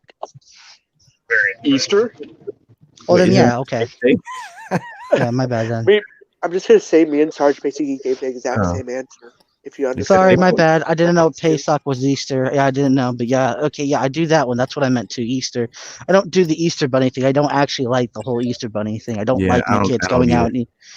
I recognize what Easter is. I see how it is. I see how and it is. That's You think the hare's a bunny. Well, joke's on you. Hares are not rabbits. Oh my gosh. All I know is hares don't lay eggs. Yeah, they don't. That's why it's of God, because it's magic. You baboons. The Easter hare didn't even lay eggs. Hares are pervert. You baboons. I love that. Oh, it's good. It didn't even come around to the 1500s. But yeah, Easter I don't necessarily hold any like personal ties to, but I do observe Easter. I'm just saying, like, for personal that like are for me, like I get to celebrate them because of me. Yeah, those 3 I can honestly say those 3. Birthday, Thanksgiving, and Christmas are the only 3 like other holidays that everyone celebrates that I can say this is for me. Personally, I like to remind people of Resurrection Day around that time of year. Get the attention away from the rabbit. I always think like resurrection's coming sometime after Christmas, like Final Judgment. The way of the whole it's set up for New Year and all these other things right after it. Like definitely, I think after Christmas, then the end times will happen. Sometimes in the winter, maybe even February. If Well, you want to depending on blame, how you look at One it, person argued. every time Oh, is good. after Christmas. true. I've heard one person argue that it could be on Rosh Hashanah. That Which Hey, the Rosh rapture, Hashanah, I don't even know what rapture that would is. take place I on was Rosh actually, Hashanah. I was actually going to say you can blame the egg thing on Lent. Isn't Lent when you go to get the cross in the forehead? That's Ask Ash Sarge. Wednesday. He knows a bigger breakdown on it. But I know, I, but I know I'm an old why. school Catholic. I Why? used to be Catholic. I just don't remember. Wait, rabbits I lay know. eggs because of Lent? No. Okay, so the egg thing was added in because of back in the day during the Middle Ages, the layman during this time Where's you Lent can't eat meat. fasting? If I'm correct, Yeah, you yeah, weren't allowed okay. to Yeah, eat that's meat. the fasting. Yeah, so you weren't allowed to eat meat during this time. Hence, this included eggs. And since the layman, the poor farmers, relied heavily on chickens and whatnot, and the eggs that they produce for their food source and protein, what they would do, they would boil the eggs, of course, to preserve them for longer periods of time, prevent them from spoiling. Hence, on the day of Pesach, they would eat them. And this was by the Catholic Church, right? It was the layman, Well, I'm and just then saying, even by the over Catholic time, Church, when did this yeah, happen though? When was this going Middle on? What Ages, time? Middle And Ages. did they have a Bible at this time, right? Probably not. Probably not. Okay, that's all I need to know. That's all I need to know. Thanks. Either way, as for what happened over time with the layman and all this, over time they started making a bit of tradition out of it. Hence, they decided to dye the eggs with beets and whatnot, making one official colors being red. Yeah, the And symbol. since and of course the red they turned it into a form of symbolism. Yeah, it just became like the practice kind of passed into an unofficial symbolism. Is Yeah, that because of the? Is that because of the whole red cover it in red, then becoming white when you peel back the eggshell and it's the white egg when it's yes, boiled? Partly Thought so. that, and eggs and have also always the been two, synonymous with birth and new life, Oh yeah, that's nice too. Yeah, just like and rabbits also being born in and the spring. abortion apparently. Like, fuck. That's dark, but yeah, it's all there. and It's also all the there. and also the whole what's it called, cracking open of the tomb and the blood and whatnot. But Hmm, the hare nice. didn't come around until like much later on. It was just called the Easter hare, and it was just a tradition that some people were talking about, were about a rabbit hiding eggs for people to find. Didn't A even lot lay of eggs.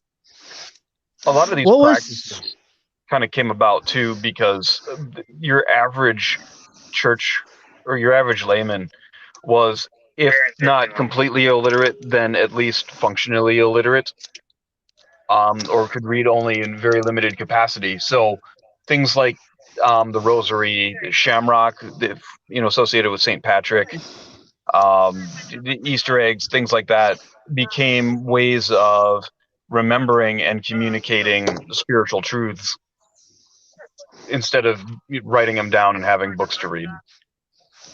I was gonna say, Yeah, what was the symbolism behind hair? Just besides that, like they could multiply or whatever. Like, is there any like you mean position of rabbits? power? Yeah, within Well, like. first off, they were, well, as I was saying, the first origin of it is actually the Easter hare. No, I meant like, is So, there any symbolism between the rabbits and like position of church authority or anything like that? Like, well, first off, if it's just a random. rabbit. Let me repeat this with everybody. Rabbits are not hares. They weren't considered the same animal, nor are they can still considered the same animal today.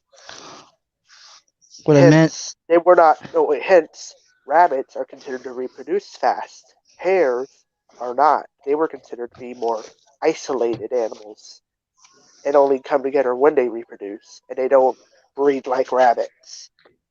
Aside from that, the first mention of what we usually call Easter bunny wasn't even called a bunny or a rabbit. It was called a hare, the Easter hare, in 1572. and it's also the first time it was mentioned was hiding eggs. Aren't you What I was splitting saying. Much later with on, the idea of the Easter bunny or rabbit came later. What I Hence, meant. the person trying to make connections between something like that would be the Brothers Grimm.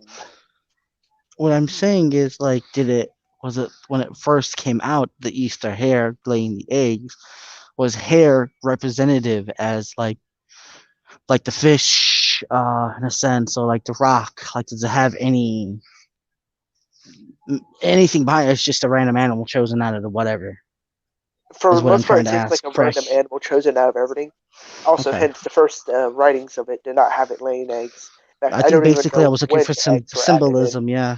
I mean, not eggs added in. The whole idea of the rabbit laying eggs came in. I think this, for the most part, if I'm going to make an assumption, it's probably more of a modern thing. Well, What's I that don't one thing remember off of exactly Holy where I Grail? read That one this. rabbit.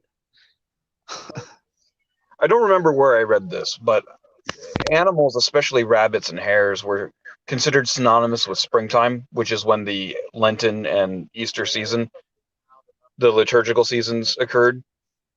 So springtime is associated with rebirth and new life, just as the holiday Easter is. So the Easter hare, became a kind of a useful cultural, I guess, meme, if you will, to associate with Easter. The symbolism of new life, life emerging after death, that kind of thing. And there is one other possibility, however, that has nothing to do with the hare or what we call the Easter hare.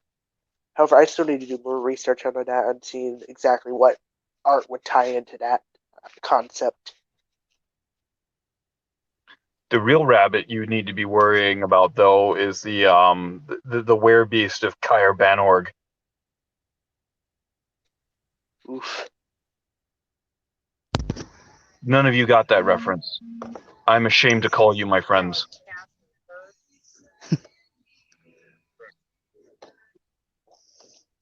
That's fine. Monty I Python don't and the mind Holy people Grail. living with we shame. will have an excuse because it's still early in the morning. So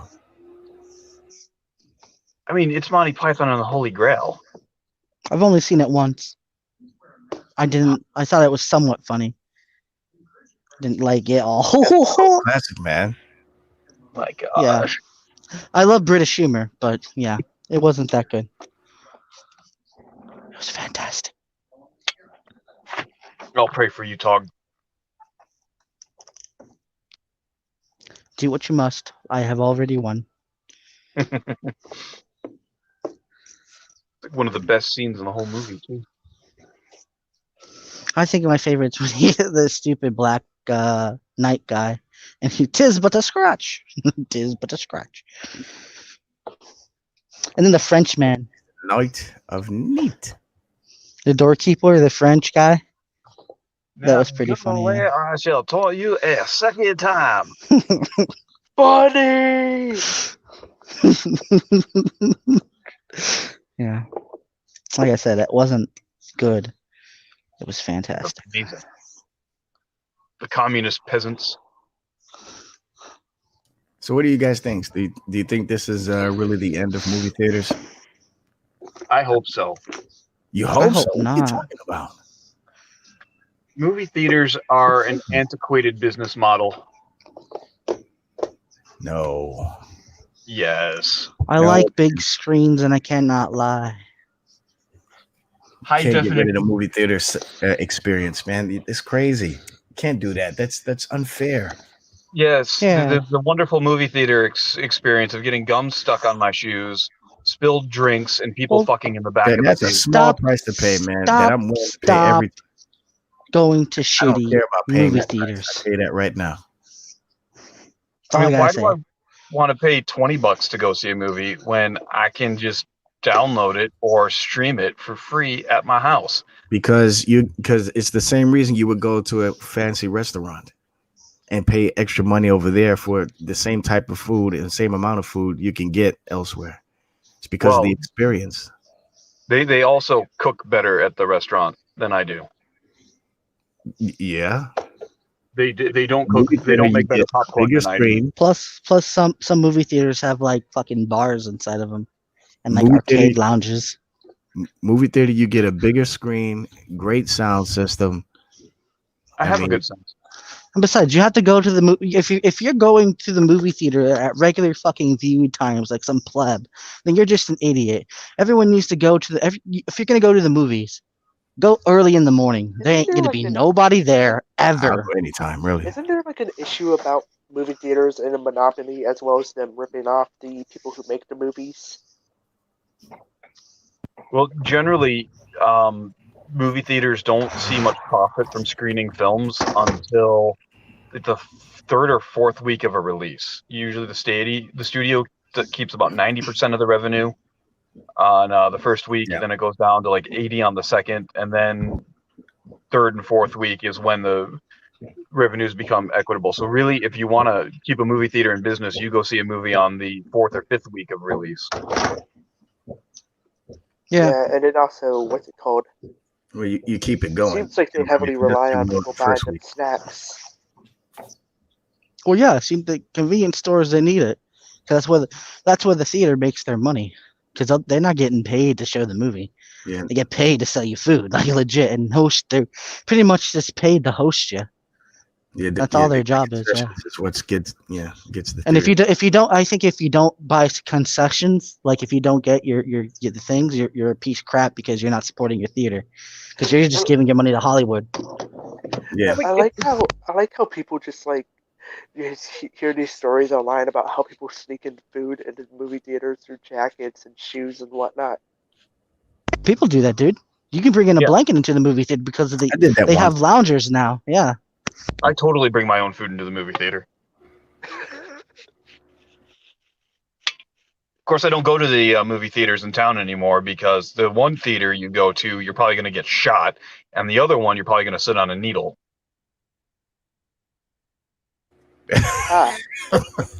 Man, you must have some really bad experiences.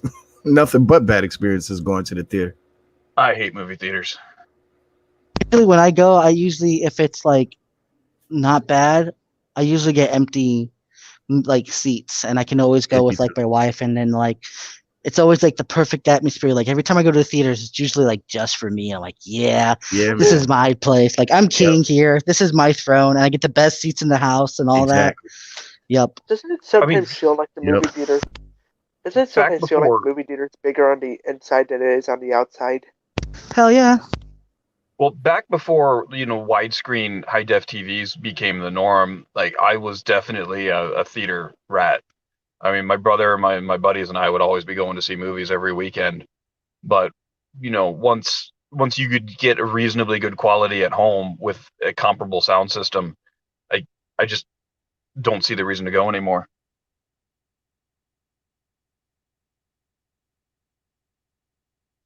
Just set up a sound system throughout the entire freaking house. My ancestors are smiling at me, Catholic. Can you say the same? Because you're not going to movie theaters no more. It's tradition. Like if you haven't gotten like a first kiss or something at like a freaking movie theater, are you even doing life right? Like that's like dating scenarios. It's like the women love it, especially now with like the plush sheets, the recliners. You can freaking just cuddle up, bring a blanket with your girl. First dates, man. Heck yeah, Oh, man. no. These kids have it easy. I will totally agree with you. The first time I kissed my wife was in 300. See, told you. See. It was actually a good day because I was home on leave from the military. Somebody gave me tickets to go watch the Red Wings play the Avalanche and win. And then I went to go see 300 and kiss my wife for the first time. Good day. See? And it all just due to the movies and probably the video game. Also, Or the 300 game. is a badass movie, and I will fight Exactly. anybody who says otherwise. It is a good I mean, movie. it is. With those spray tan abs. Otherwise, Oh no! Sparta! So I watched. What a couple is your documentaries profession? I Sorry. watched a couple documentaries on the training and the diet they put Gerard Butler and the rest of the cast on, and that shit was no joke. Like Butler said, it was the worst 6 weeks of his life training up for that movie. I need to train up like that. I need someone to yell at me constantly, like, get into shape, you fat. I need to hire Smokey Saint. Like, I need you to be my gym rat. I need you to encourage me to, like, in the gym. That's what it's gym talk. There we go. That's what it is. Smokey as your personal trainer. Get up there, you fucking garbage trash. Give me one more rep. Come on. One more. You would definitely get a good workout because he'll be thrashing you verbally. Hell yeah, bro. I would Dude, hell definitely yeah, run dude. faster. I'd want him to talk about my jiggles. Like, look at your jiggly fat jiggly man. I'm like, shut up, my jiggles. That'd be awesome. Yeah, the reason why I'm talking about it is because every time I go on my computer now or my phone, I keep getting all these reports about, HBO Max, movies going straight to streaming now. Ouch. Yeah. Yeah, Wonder Woman 84, for example, is going straight to streaming, but I think going to be played in some theaters or wherever your governor allows it to be played, I guess. Plus, I can get nachos at the movie theater. And those big ass cups that are like with the movies. What are Can't ass get that at your cups, house. and why would you want to drink out of one of them? Big ass cups. Big ass cups. They're like the big ass cups.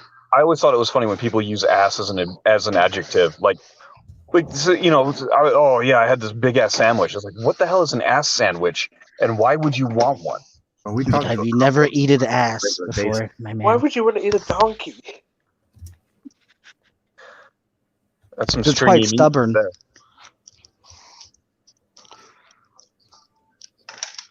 I was also going to say, what they called who's hoping that the Snyder Cut will be good? Oh, don't get me started on the Snyder Cut. I have a feeling it's going to be bad.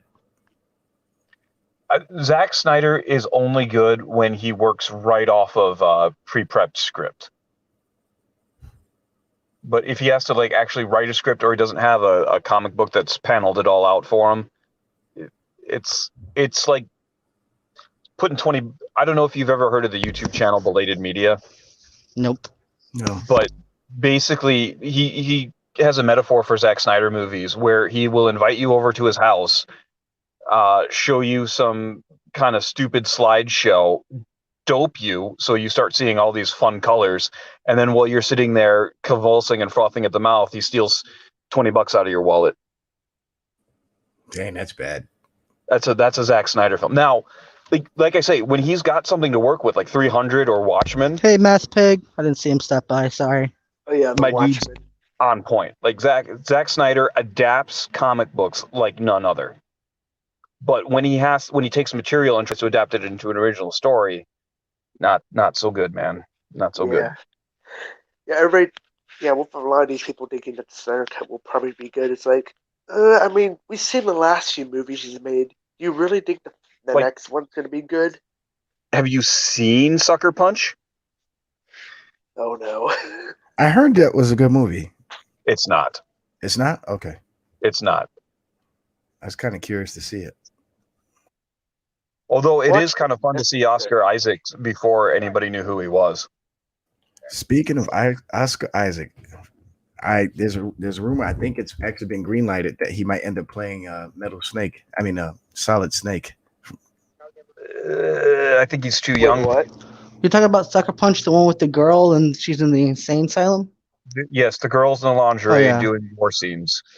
Yeah, I like it's a good movie to watch high as hell. That's about it because of the interesting change in formats. I like the music of it and how I love the transitions in between scenes. So they have some nice transitions. Story wise, it's shitty, but the transitions in it I think are wonderful when it goes into the stories of her dancing or whatever into the battlefields. I think you would probably have a better time getting an issue of the old heavy metal magazine and then putting on the lingerie bowl in the background while listening to heavy metal. Well, outside of what's it called?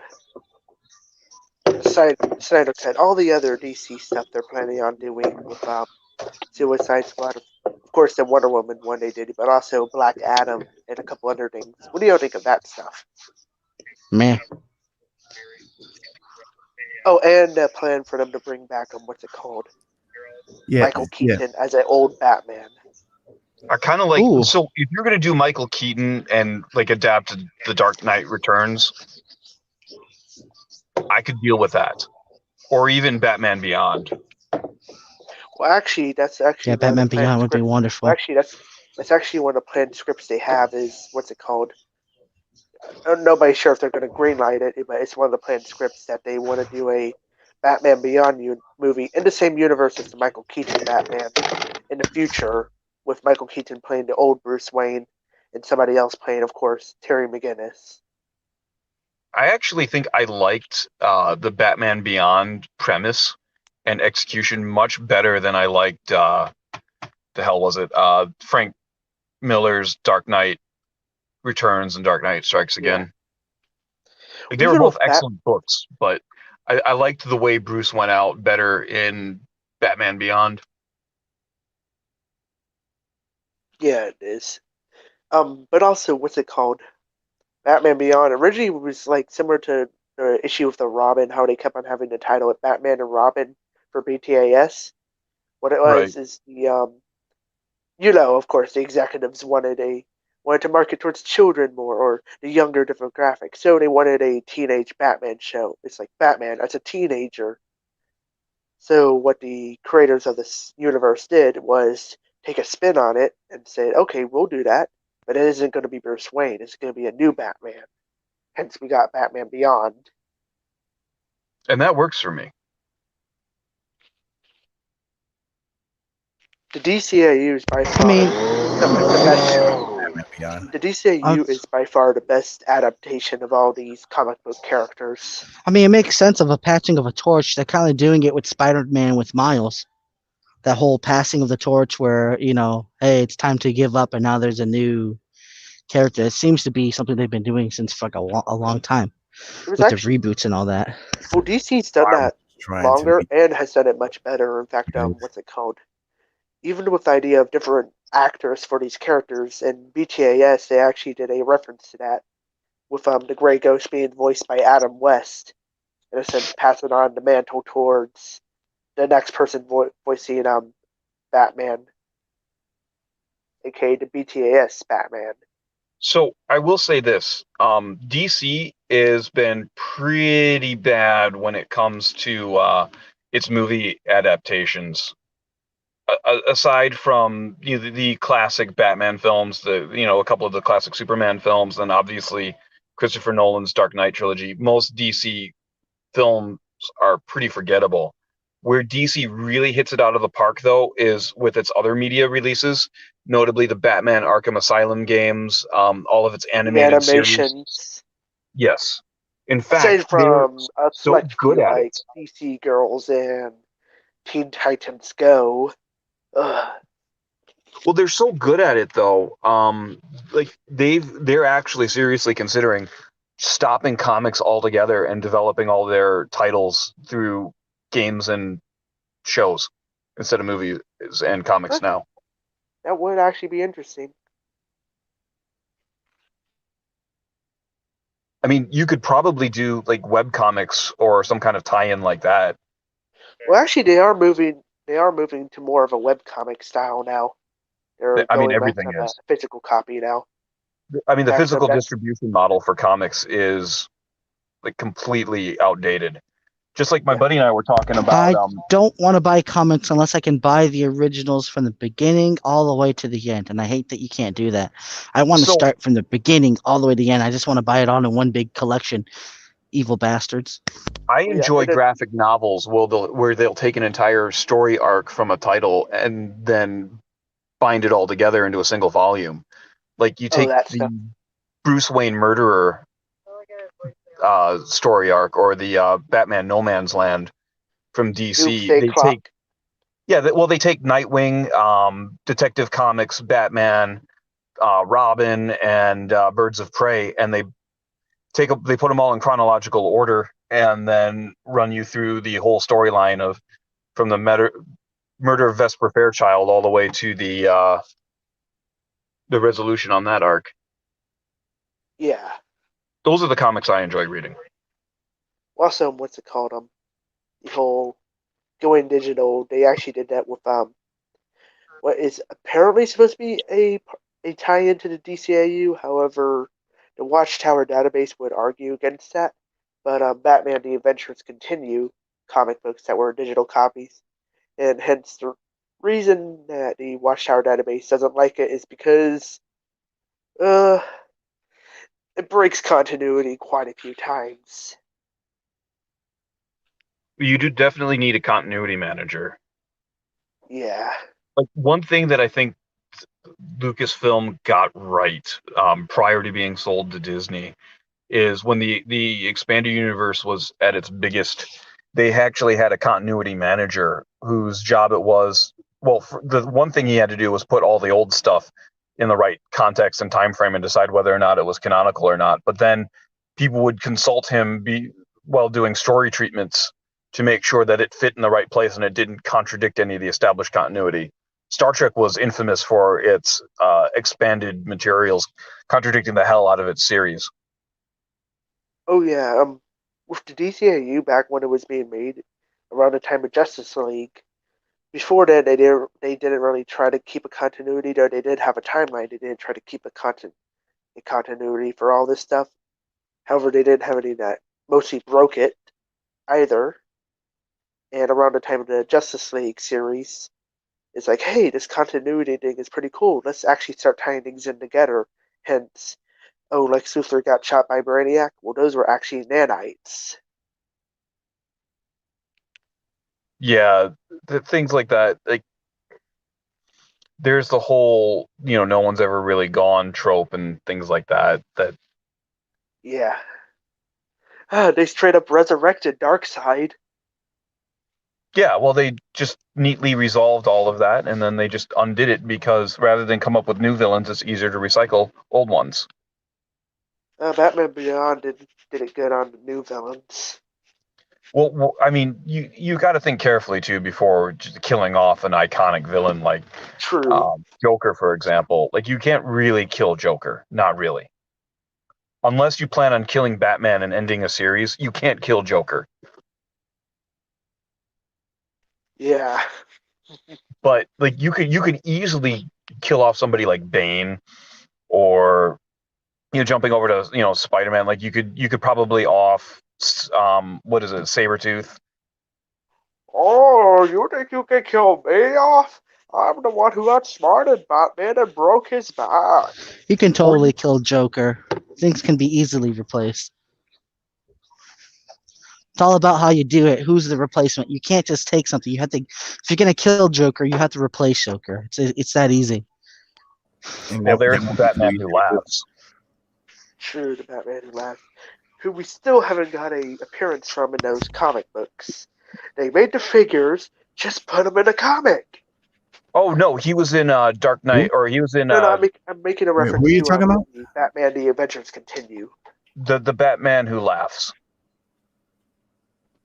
What it was So is Batman: The Adventures Continue. They made a line and series of different characters and Batman things, like a vampire Batman, a Batman who laughs, and what's it called? A Batman, Azrael Batman, and all that. They made characters like the Azrael character appear, as well as Batman, in a, Batman versus Superman suit, which they basically kind of shoehorned into that. But the other characters that they made figures for, there's no vampire Batman appeared. There's been no Batman who laughs who's appeared in those comics yet. if you're not familiar with the Batman Who Laughs, there was a series called what was it? It Yeah, was Death Metal. yeah, and it If you're crossed not over a aware who bunch the of different DC titles, but there were alternate universes, and in one of them, the Joker was dying, so he staged the biggest fight ever with Batman.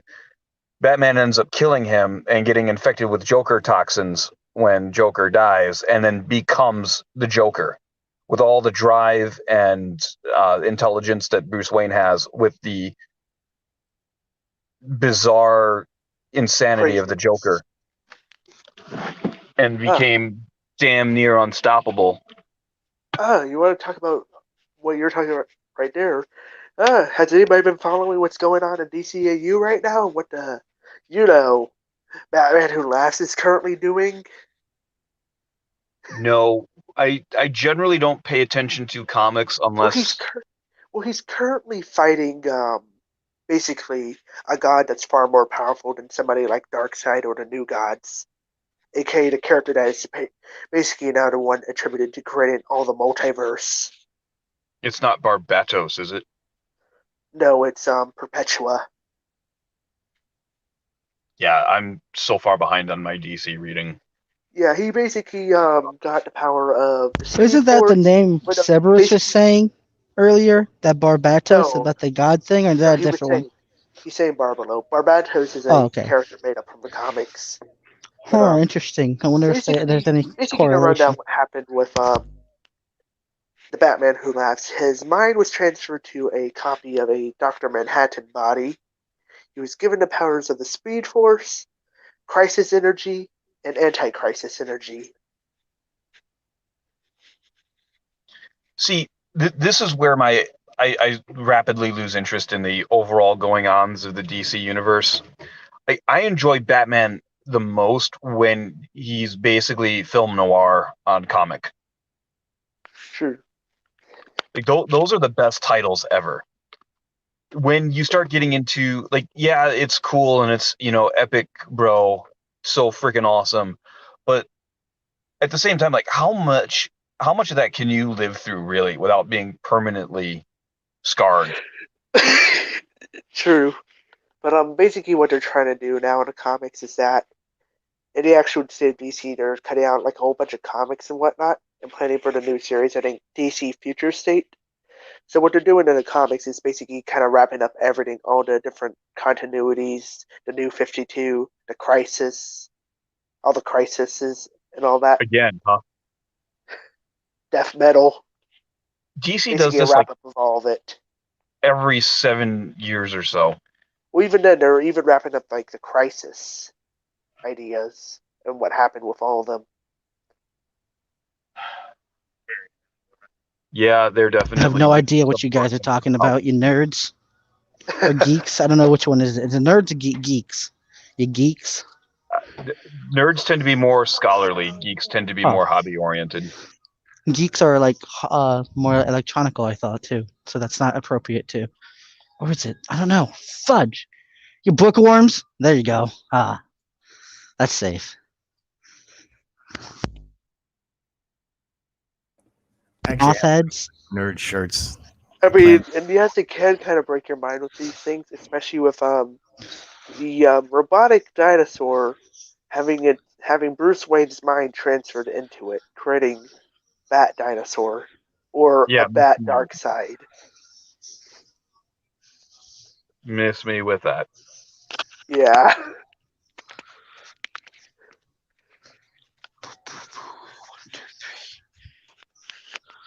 I don't like when dinosaurs are implemented in stuff. Like the Bible? I found that boring. No, like in entertainment, like in shows, and whenever there's a war, somebody fights a dinosaur. I don't like dinosaurs with lasers on their head. What? Do you not know the ancient ways of Atlantis? What is wrong with you? Every time I see something like that, it just I just lose interest immediately. Like even that movie, the show called Beast Wars. What? Never watched the episode. It looked so boring. You need to get out of this live stream, sir. I love Beast Wars so much. I know it was one of my shit. A lot of people did. Yeah, they were thinking about bringing it in the next Transformers movie. Well, they kind of did with Rise of the Moon and all that. They brought the dinosaur bots, but they weren't really the beast forms, Yeah. Like they weren't really that, and everyone wants to see them take on. Like I do, because I loved it, dude. It was a good childhood. I mean, it was shitty animation, but yeah, the concept of it was good. Because then even you go into the next animated series about Beast Wars, Beast Machines, where it goes and they have a plant like robotic. She's a plant Autobot, whatever it's called. I don't remember. So they even have like plant ones and then mechanical ones, and then so yeah, it's pretty cool. You want to talk about crazy and obscure? Just looking at all kaiju characters in the Godzilla universe. Oh, the monsters, yeah. The best application of dinosaurs ever was in Kung Fury. What's in Barney the dinosaur? Barney No. is a dinosaur from our imagination. Oh my gosh! And something I forgot the lyrics because I haven't watched it since I was a baby. I like how what's it called? There's like a meme I saw. It's like how such and such sees Thanos, how Thor sees Thanos. You only see half of Thanos. How Hulk sees Thanos. It's Barney. And then one more. What's it called? Oh yeah, how Daredevil sees Thanos. Nothing. I actually find too that, especially lately, I am really burned out on cape shit in general. Hey, you guys want to hear something cool? What's that? Listen to this. Barney is a dinosaur. Yankee Doodle went to town. Please stop. It's the same song. Please Yankee stop. Doodle went to town. I'm sorry. That's I was all- just trying to be. I I use thought stuff people would like find that that to cool. Go ahead. I need Hello? a couple more cups of coffee and a monster before I can deal with any of that. Oh, Jesus. I don't even drink monsters. What the hell is wrong with you guys? Drinking all this unhealthy stuff. When Actually, you watch the Blue Moon. That's it. when you need to stay awake for days I at a guess. time, it really helps.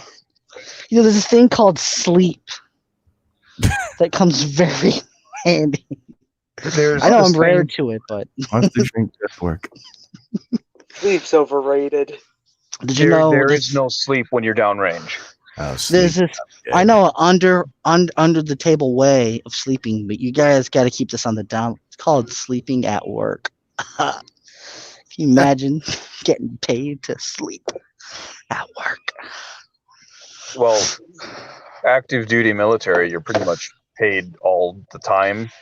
You're always on the clock. So Nice. Pay to poo. Just relishing that. I do that sometimes. it's like that Beavis and guess. Butthead episode where they found out they could take bathroom breaks at work. So they spent their whole time taking a bathroom break. I remember that. I'm on my bathroom break. I remember that, dude. Wow, yeah.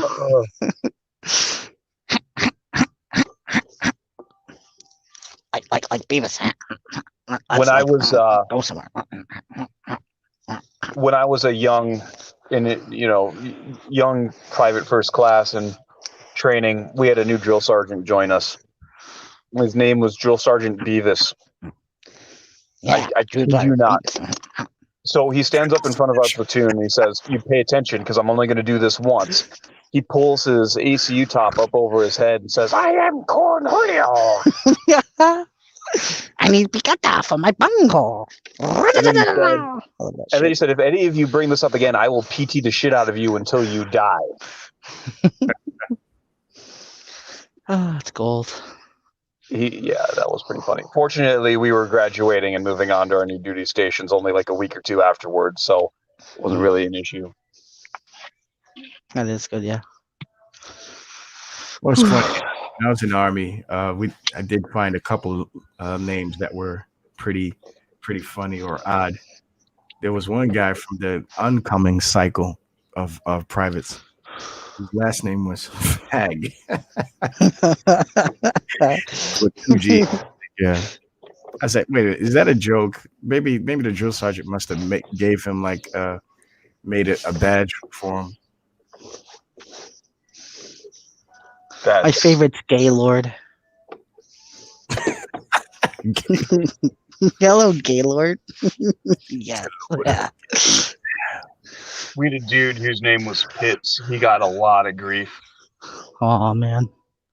See, that's a bad thing. I know that grief. I have one of those names that it's unisex, right? It's both feminine and masculine. And usually people when they hear it, they go with the feminine. Like, oh, it's done this way. I'm like, and I usually just chat them. I'm like, yeah, that's exactly how you spell it. Yeah, on the birth certificate. We had two dudes whose names were Little, and one of them had a very masculine name. The other one had one of those kind of, it could go either way names. So drill sergeant called one of them brother, and the other one sister. So you'd be doing like mail call or whatever, be like, Sister Little, post.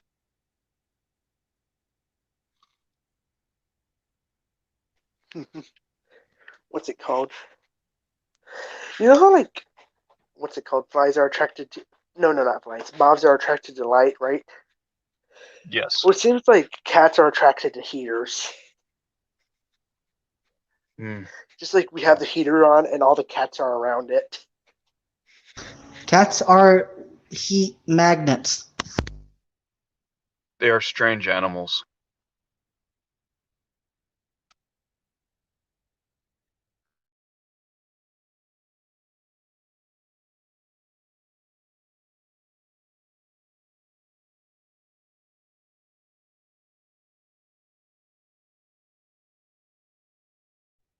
Sorry, had to mute.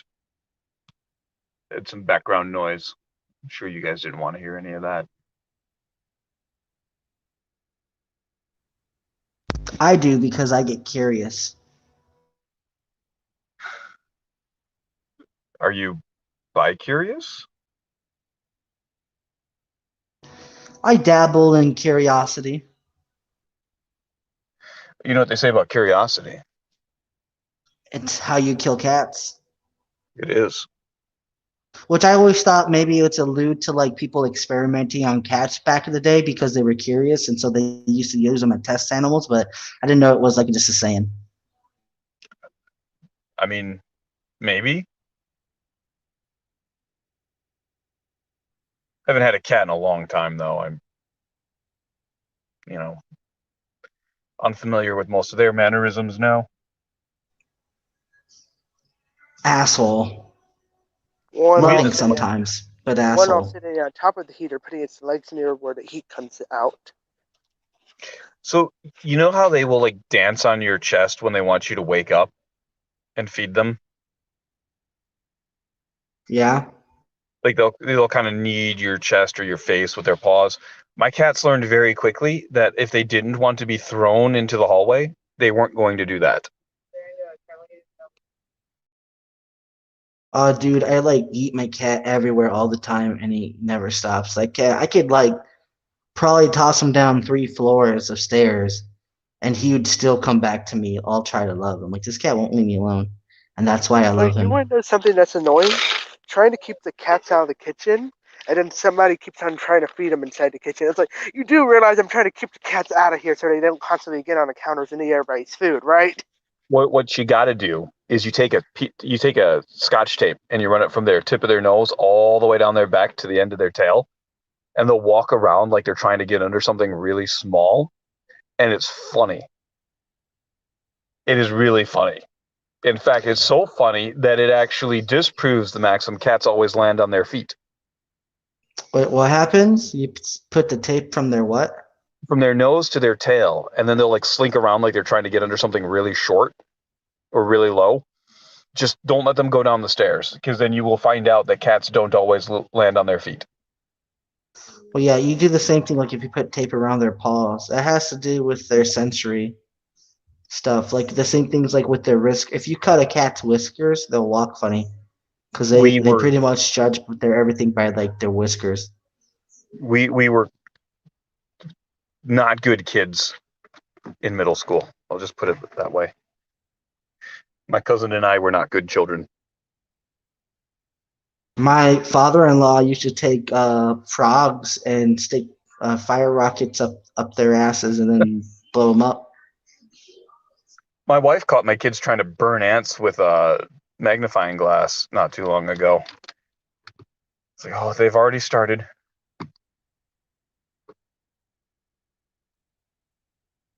I like playing World Annihilation when it comes to ants. Like, I am God and I am destroying your village. How dare you build it here? And I'd like destroy their shit. I just hate the little things because they get everywhere. Like you find one ant and then tomorrow there's 100 of them. See, I don't mind ants. I don't mind ants. I just mind their freaking ant hills in my yard and in my house. When they get in my house, they're unwelcome. When they make holes in my yard, mounds, I get mad. Get out of my garden, you stupid ants! I like it when I'm doing PT and you'd start doing burpees, and then you land on a fire ant hill, and then they start swarming up out of there. Ooh. Yeah, Ugh. that's not a fun feeling. Which is worse, fire ants or hornets? Fire ants. Ah, Because like hornets will sting you and then fly away. Like the fire ants will bite, but they'll still be on you. when I meant hornet, I meant stepping on one of their holes or disturbing one of their homes. Oh, fire ants for sure. If you linger, like Ah, hornets will get you quick, and you'll know pretty quickly that you've bothered some hornets. Fire ants you don't realize until there's a whole bunch of them on you. true. Well, it was actually the reason I meant like hornets is because over here people are all trying to cut the grass and all that, and they cut over a hornet home, a ground hornet home. Hence, the entire nest shoots out of the ground and goes after whoever ran over their home. Those guys are mean. Oh, they are. The best way to deal with hornets is just crush the entire nest if you can. Just fucking stomp it. Or just plug it up. Or and get hope that raid. they don't come out. Get raid. Raid is my favorite solution for any and all insect-related problems. Yes. They're evolving. They're I'll take immune. I want to destroy have you ever the seen world with raid. Have you ever seen wasps that have become immune to all these poisons? So when somebody sprays them, they just get right back up and start chasing that person down. Yep. Why are you gonna be scared of a single wasp? Just fucking smack that bitch with 2 hands. And then he's dead. I mean, the way they all come in is like, Literally just punch the little guy and he'll be like, oh. oh, but what's the most annoying with wasps is when they die by themselves and you're walking around barefooted. Ooh, yeah, and you step on them. Mhm. That's why I always watch where I'm walking if I don't have shoes on when I go outside. I have these rough pads in like the middle of like they're dead center of my feet. Like not dead center, but like right where your toes are, like that one part of not the heel, but the opposite of the heel, the pad. In the middle, I have like these circles in the middle of the pads, and like they're always rough. They're calloused over, and I'm constantly like stepping on shit with those in the middle. See, that's why I don't pads, get Greenpeace types, man. Because like nature is pretty freaking savage and kind of cruel. It legit looks like I have nail holes like in my feet because of the freaking way it's shaped over the years. After And both years of feet, stepping surprisingly, it's kind of creepy. After years of stepping on rocks, all kind dirt, what else there? Of course, wasps that died, and even Legos. After years of stepping on that, the only thing that can usually hurts anybody anymore is the frickin' tax. My freaking kids leave Legos out all over the damn house, and I'm always stepping. I wear sandals inside now so I don't step on Legos. I know, right? It's freaking annoying, man. It's for me. It's just little small toys with my little girl.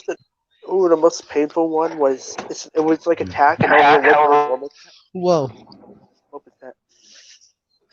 What was saying? The most annoying one was a tack. However, it was like However, instead of being like the normal size, it was like the size of a dime. Ouch. I mean, not a dime, a quarter. I always say dime. Why did I say dime? The needle or the tack? No, the tack itself is the size of a quarter. Hence, the needle was bigger. Yeah, the needle must have been nice fat. I'm eternally grateful to whoever started making jacks out of rubberized plastic. Ooh. Don't remind me, dude. Back in the day, yeah. I'm glad nobody here cares about that game. Yeah, no one here. The younger or jacks, right? The only one that do care are like either the ones that got it from the generation of course, plastic, rubber, kind of like, and the other one being my grandma. Well, see, I hate shoes. Like, I don't like wearing anything on my feet if I can help it. So especially in the summertime, I'm always barefoot. and I'm always stepping on my kid's shit, and it drives me nuts. Like I'll be walking through the grass, and all of a sudden I'll step on something sharp. I'm like, what the? Oh yeah, I learned my lesson a long while ago not to run around outside without shoes on. Let's just say somebody was playing around with one of the little decorations and left it lying around. So when I ran around, my I foot got once pierced. I once got drunk and I stepped on a hot grilled And I mouth. So I had like a bursted flesh. and I still have a scar from that on my foot. Yeah. My feet look nasty on the underneath, That but I was have from nice when I was arches. like, what was I say? That's probably from when I was like, I don't know, 6 or 7 years old, and I still have that scar.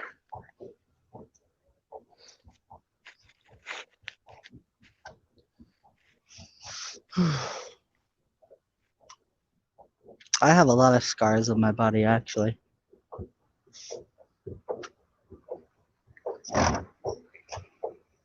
Covered in scars, to be honest. What was Like a that? Are freaking you cleaning with a scrappy cat. chainsaw? Yeah, sorry. I'm getting atheists and pagans.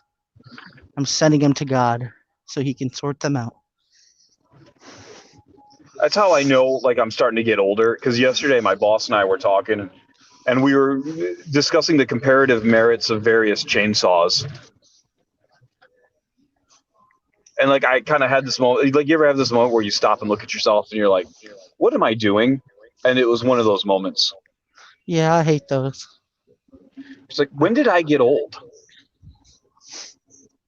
Yeah, I feel like that. I feel like I've been this way since like I've been maybe 5, and I haven't stopped. And I've just been like in a body without knowing anything. But I've always been here. Like, it's weird. Well, the part that bothers me about it is like, I don't mind that I'm starting to get older, and like I'm starting to think like a dad or my dad or a middle-aged man. And that's the part that is what really gets me, is like, not only am I doing this, I don't necessarily mind that I'm doing this, and I'm a little creeped out that I don't mind. Yeah, I feel you on that. It's like you catch yourself doing shit. You're like, whoa, this isn't me. Like that moment when you unironically say to your kids, "Shut the damn door, I'm not paying to heat the outside." I had it said the other freaking day about like we have this one light that's plugged into the hallway. It's a Christmas light, and we have it on all year because it lights up the stairway to go upstairs. And like when they freaking leave it plugged in and I unplug it, then not 5 minutes later it's plugged back in. It always pisses me off. Like, who the hell plugs this shit in? Who pays the bills here? Like I understand it now because it just frustrates me. There's a meme of like Quentin Tarantino just looking around all like upset. And it's like dads when they see an empty room with a light on. I'll have to send it to you. It's hilarious. Yes. But that's totally me. Like, why is this light on in this room? Oh, you would talk about that kind of stuff whenever the entire freaking house is on and everybody's outside. Yeah, like I'll come home from, especially in the summer, like I'll come home, nobody's inside, but all the lights are on, and like the The lights are microwave's on, the fan running. is on, Yep, all the everything's cupboards on. are open, the TV's on, and there's nobody around. I'm like, where are all of you people, and why does it look like my house was recently abandoned? Like, what do you people know that I don't?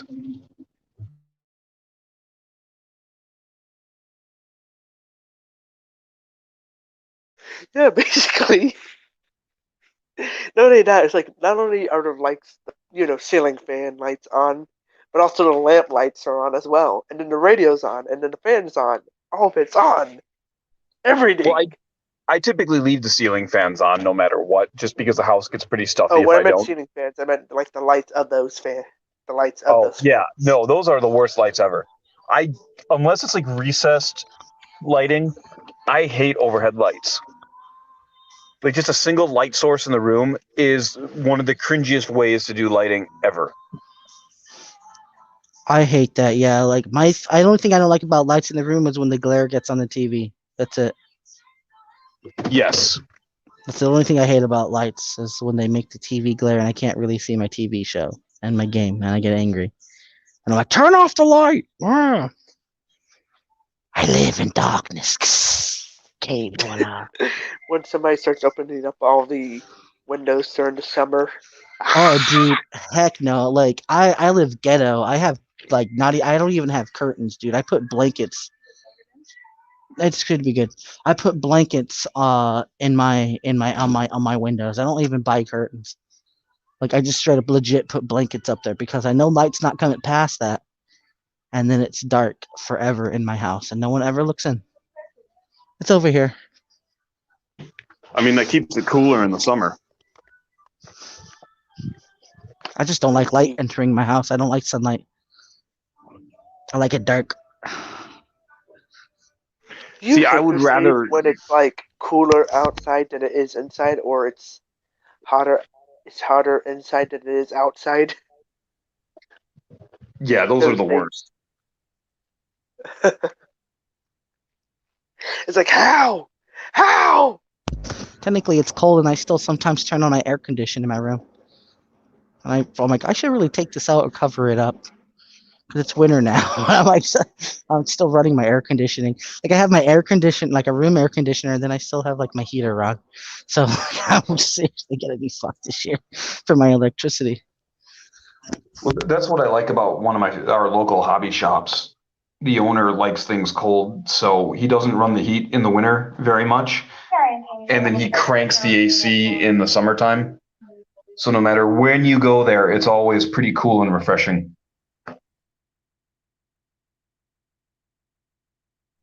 See, that proves we're not cold-blooded. Well, at least some people aren't.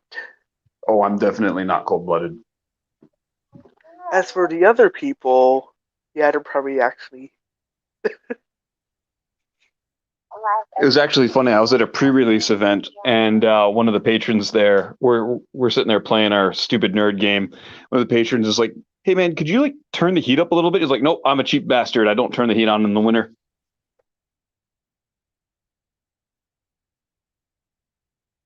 Yeah, I'm only reason why I have my heat on is because of my children, and my wife will complain. Well, I mean, that's what women do. They complain.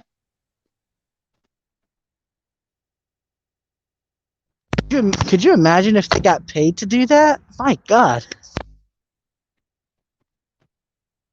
Her name is Karen.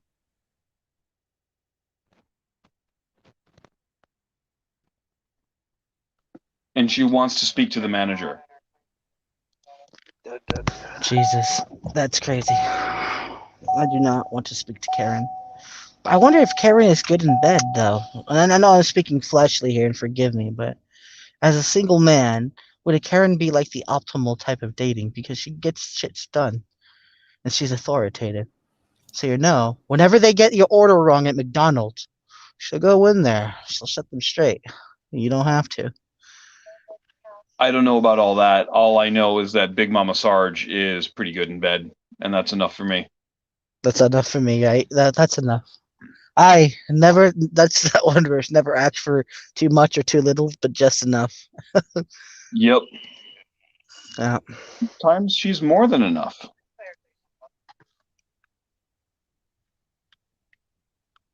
Let's see. What am I looking for? Give me 2 seconds, guys. I might end this. 1001, 1002.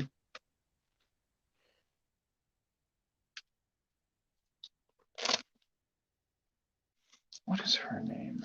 All right. I think I might end this. I don't know. Because I'm just going to go shopping now. I'm done with work, and now it's just me time. So I don't know what I want to do.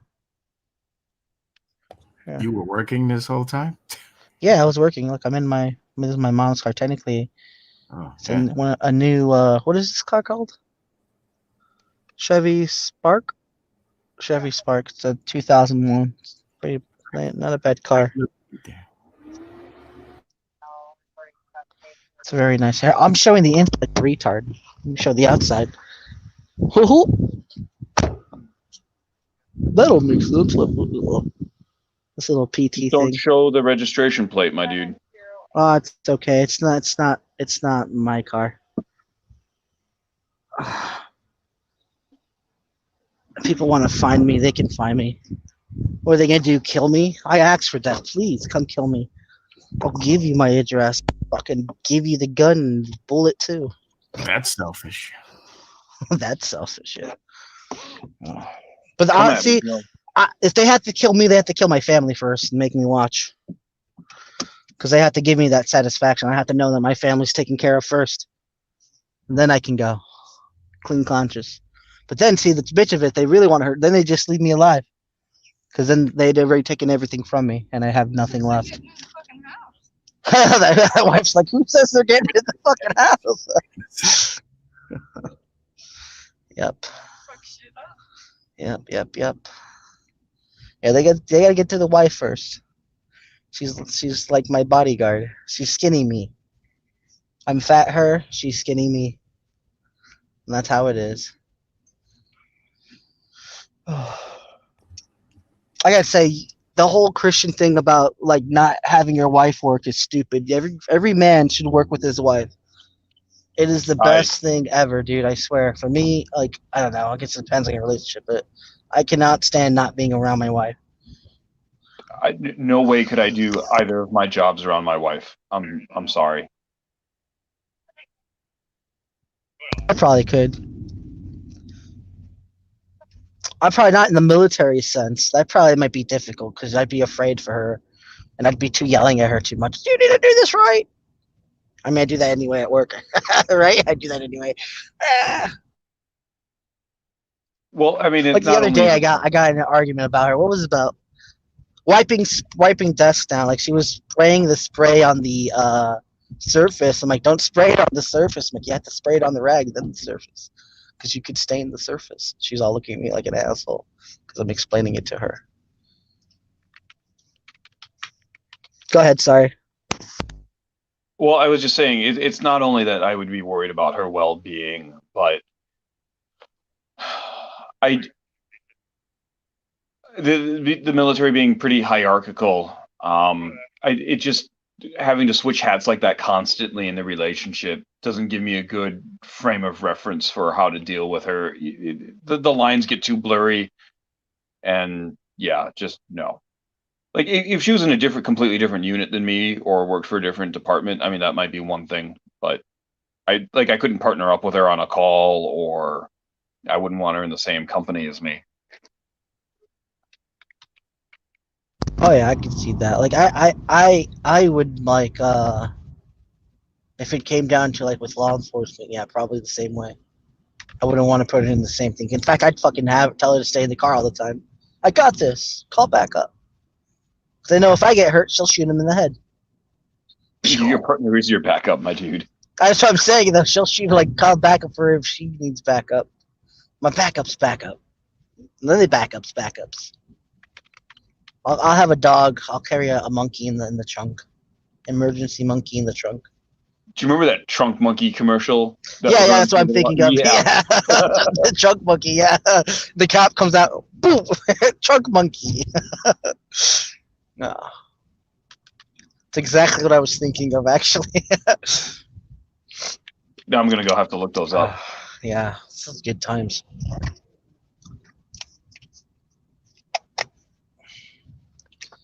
Yeah, dude, I go ahead. Oh, no, I'm just talking out loud.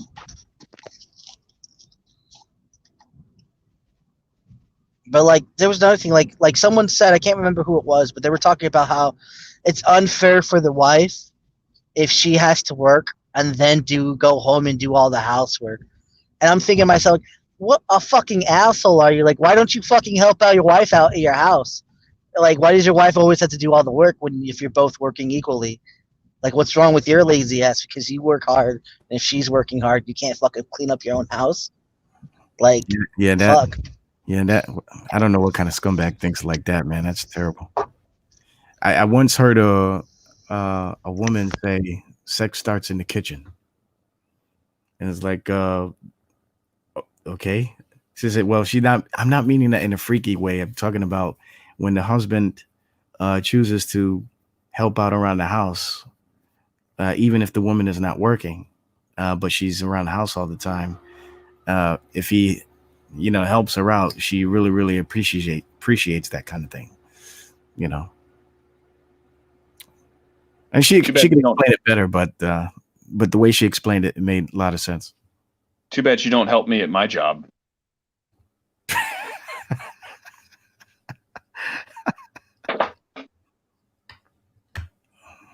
Gotta help my wife out a little bit more. I get lazy. Like I always get. I mean- My problem is I procrastinate too much. Like I'm one of those guys that say I'm gonna start when I go do something, and then I'll forget to do it, and then she always has to remind me, and then I get mad at her for having to remind me. I'm like, because I'm like, I'll do it when I do it. Yeah, Get off my back. Like, there's something to be said that we both live in the same house and that we have a responsibility to keep the place clean and in reasonably good shape. But I'm not going to kowtower to her just to get laid. That's what we call simping.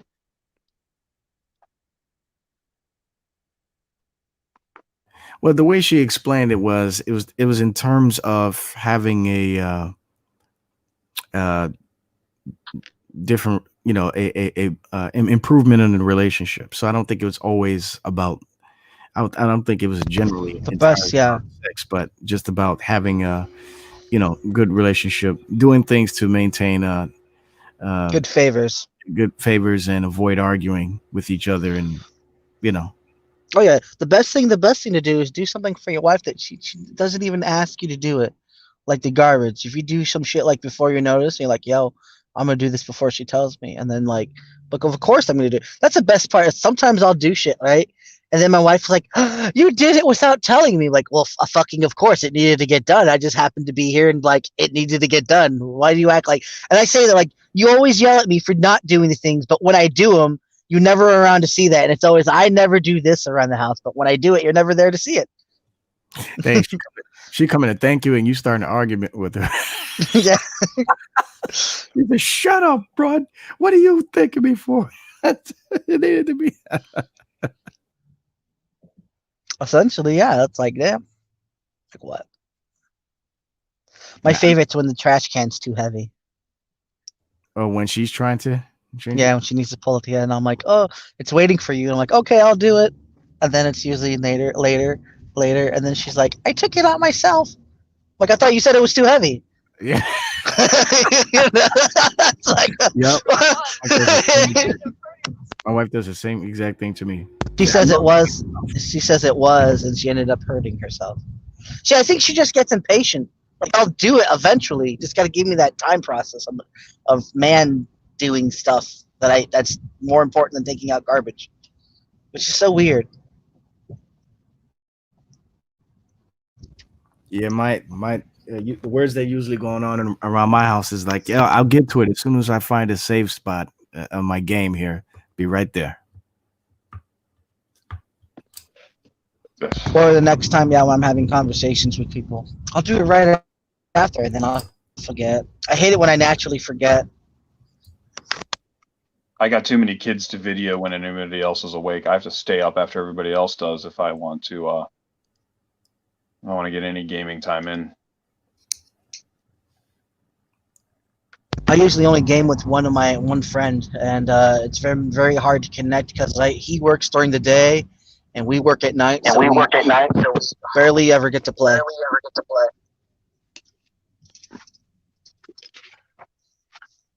It's like really the only time I'll game. Where am I? Am I going the right way? Yeah.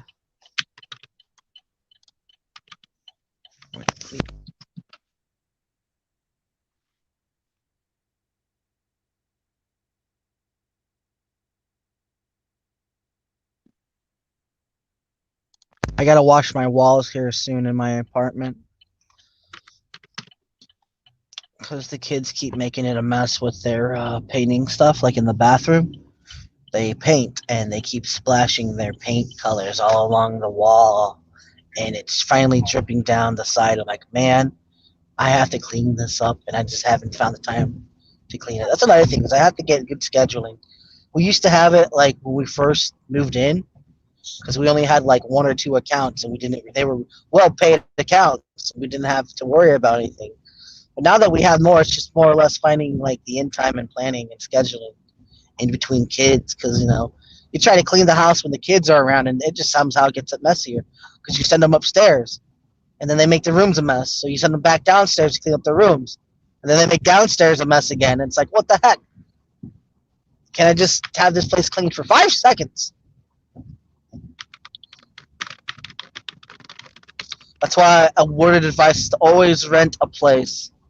Never buy a forever home with small children. Always get a rental so they can destroy someone else's shit instead of yours. Lord, my kids are actively tearing my house down around me.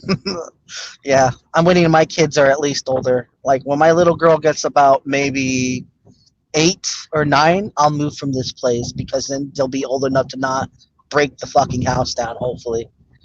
We moved into our house in late 2016, and since then I have replaced almost every door and doorknob in the entire house. Oof. Oh, man. Oh. That just hurts to hear. I want to cry.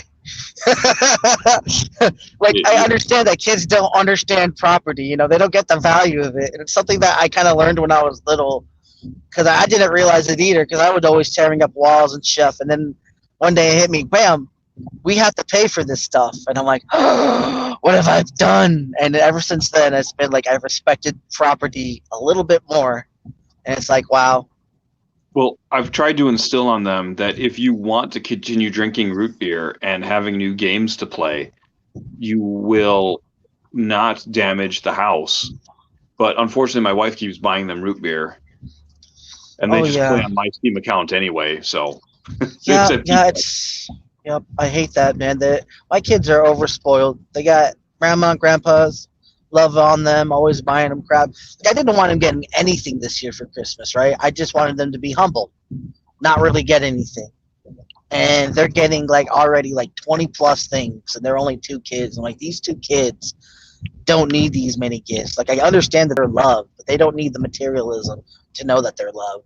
You know, they're just toys, and I grew up never really going up with anything, so that's the way I see them. Like, look, I every Christmas, if I only got 1 gift, I was happy, you know.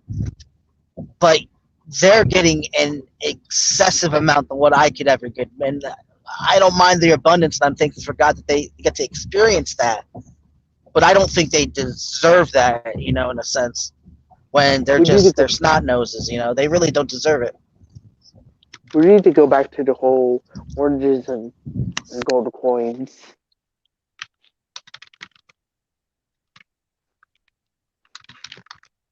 Oh, I see how it is. Nobody gets it. No, I get it. I did not.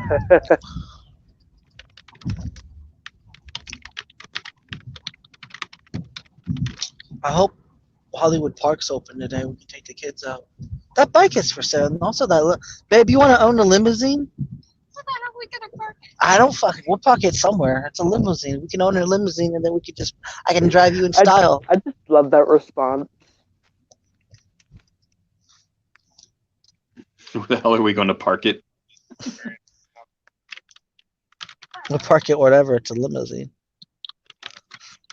Hey, Richard. Yeah. Let's forget. They think we did it on purpose. Yep. I hate it when that happens. My thing is, I gotta stop being so. It's my last chip in my flaw is my procrastination, my inability to jump. Well, you don't think it's procrastination? Oh no, okay. Talk about the thing. My wife was talking about something else. She was showing me and disagreeing. Thought she would. Never mind. Anyway, my procrastination to actually get up and get things done, the motivation to do it. I'll have a thought, and then I'll think about doing it, but I won't actually get inspired to do it. And that's the thing that pushes. I need to go through the motions of getting things done instead of slacking it off. Because I always try to plan it out, and then I overplan it, to plan to do it, and then the plans never come because I stop picking a date to do it. And I'm like, now is the time. Now do it now. I have to start getting into the now of things, and I just think I'm just too lazy. I've just gotten so used to doing it before, and I'm like, I don't want to do things now. Because I always do things now, and I think I always run myself out. So I had to remember to slow it all down or some shit. I don't know.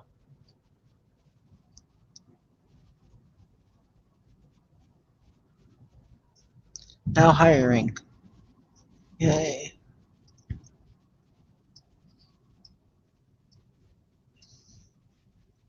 So, do any of y'all live like in a suburban area or no? No. Where do you live? Rural, whatever it's called. Rural. Let's Can't just say say there's a because lot of trees. rural. Then rural. I can't say that word. It's tongue twisted because of the R's. Rural. Am I saying that right? I Okay. have lived everywhere. I missed the six. Suburbs are like small white trash towns all bundled up together. It's like the trailer park of the city. Like in all honesty, I prefer the urbans, the original trailer trash. Ooh, shit, my bad. I didn't realize light was green.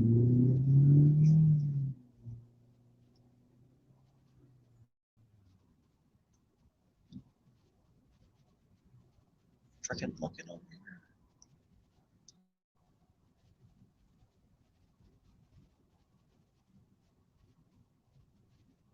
Well, who's ready for Slapstick Saturday? Nah.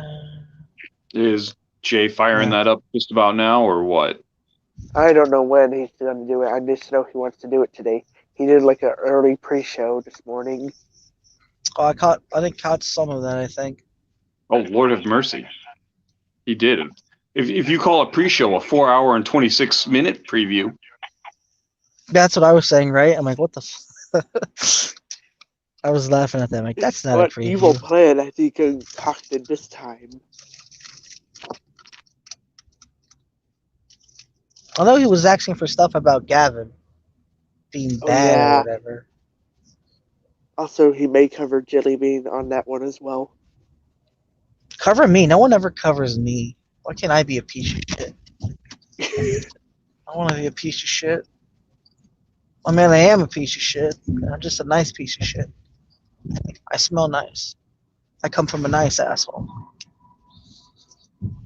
Why are you patting my head, wife? My wife's just like, yep, I accept you. I love you. Thank you. Validation of me being a piece of shit. My wife loves me. Thank you, everybody. Says you're a nice asshole. Yes, thank you. I am. I take no shit from no one. Because I am the shit. Legit. I'm such a badass that my freaking name pronunciation on my Facebook is badass motherfucker. Like legit. I also like how it seemed like the stream just went from what people on being on Jill's stream, like Mr. Parker, going to Jay's stream. You better be careful with all of this there, Tog. You're going to start getting Ryan Presbyterian all mad at you for running unchristian streams again. Wait, what? Who's this Ryan again? He was in Nicholas Oh no, Whitmire. I'm making fun of him. Oh.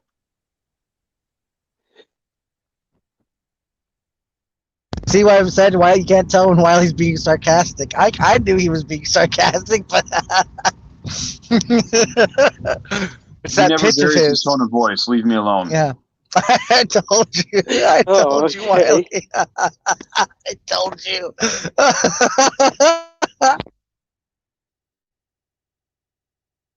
The worst thing about me is sometimes I'm right and I'm always right, and I hate that about myself because I hate it when I'm right.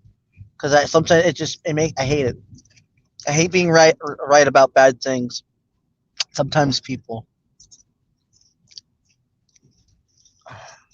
At least it's not a bad thing. That could be a bad thing. Yeah, I forget. I'm a foul-mouthed person. I'm gonna title myself reprobate, whatever the frick. I can't pronounce it. Retrobate, because I'm retro. Retro. No, retro. Reprobate. I'm not repo. I'm not repro. There's no repro going on. It's retrobate. What you got to do is be a perturbate. A what bait? A perturbate. What's that? It's a play on a musical artist I like. Calls himself Perturbator. He's a synthwave artist. So you listen to all his music, and it sounds like you're listening to like freaking Blade Runner or whatever. It's pretty awesome. It does sound awesome. Meanwhile, I'm still waiting for Ryan to get back to me with that stuff. Oh yeah, that's right. He said give him a couple days, and he'll dig through his sources.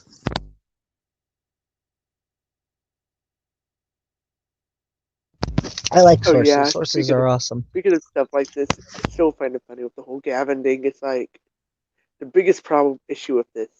Mithra never died. Do what now? Remember how Gavin was all trying to talk about like the idea the Eucharist was stolen from Mithra and whatnot, right? Oh, that's freaking dumb. I know, but the biggest issue with that is the same issue with people saying that he was crucified. Mithra never died. Yeah.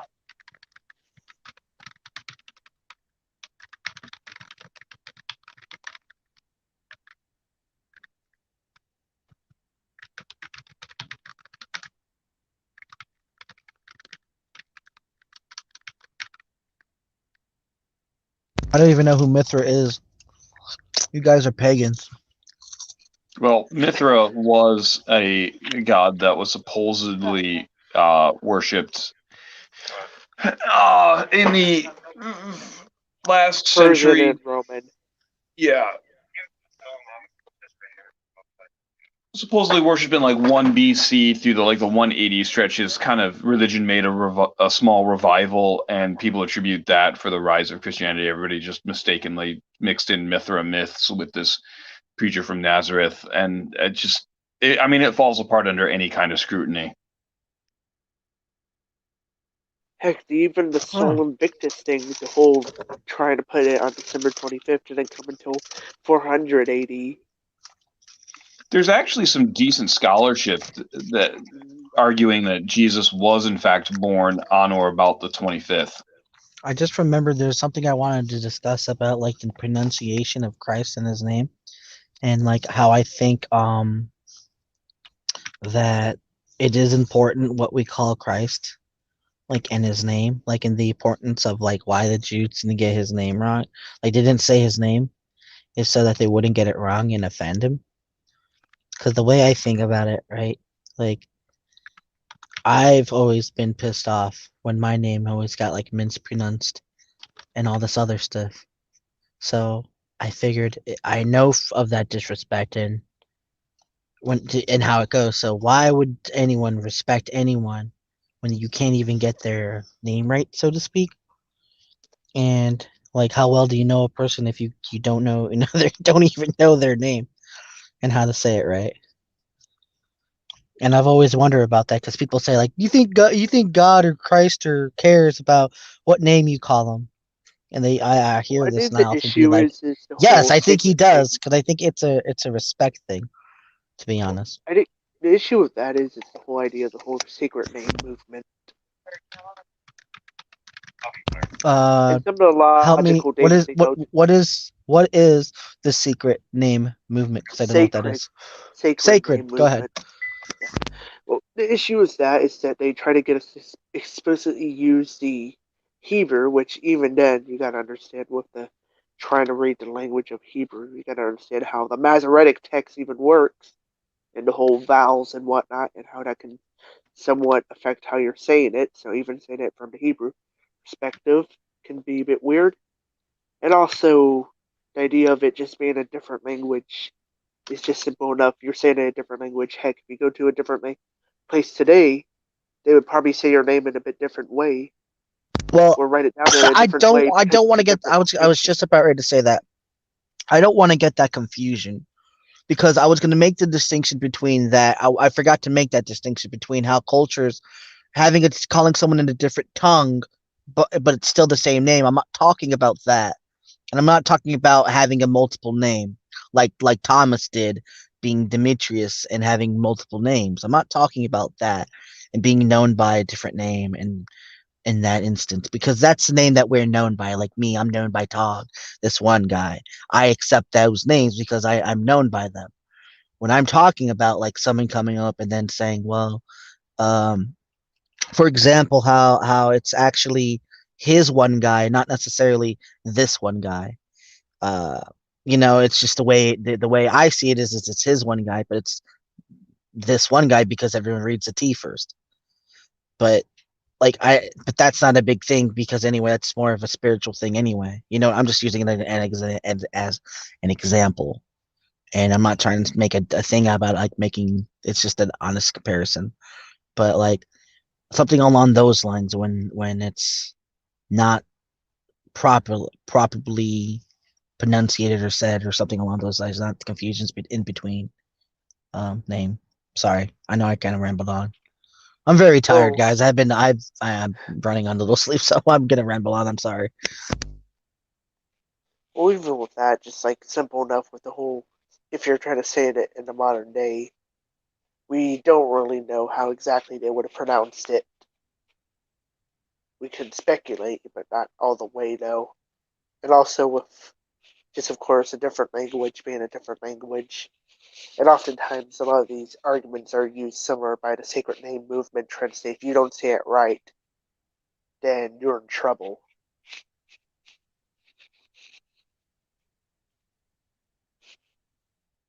All right, cool. I should have just let you finish because it would have summed it all up. But yeah, I wanted to give that clarification. I don't even know if I clarified it. Like I said, I'm still brain tired, but I hope I did.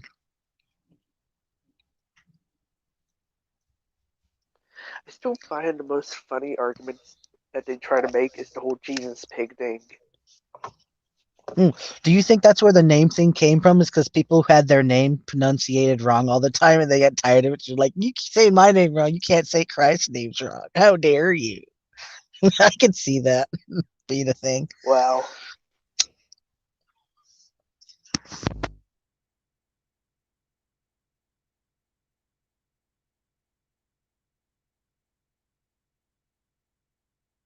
Sarge, what do you think of the sacred name movement? The what now?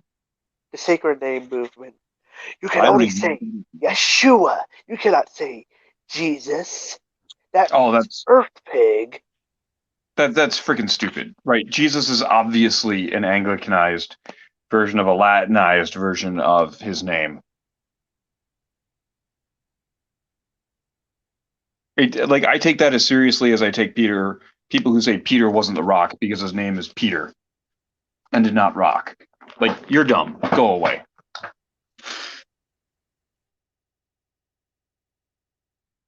Rock. Does that mean that the wrestler's name is Peter? And not actually the Rock, but it's the Peter. The Peter. Well, yeah, I mean, it could be rendered. So in Aramaic, Peter's name would have been Kepha, which literally means big rock. It's Hellenized as Petra or Petros, depending on the context, because of masculine and feminine nouns. It would be impolite, to say the least, to call a man Petra because that's a female noun. You would gender it as Petros. So you say it is a Petras.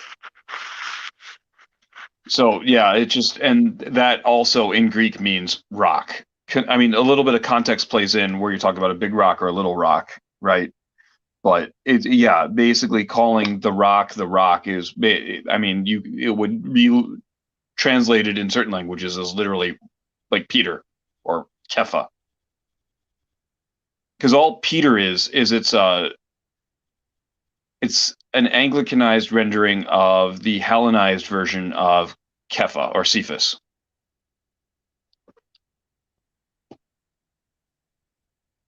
That's really all that's going on there. I have to say, Richard, I don't know what you mean, but yeah, I don't know the context.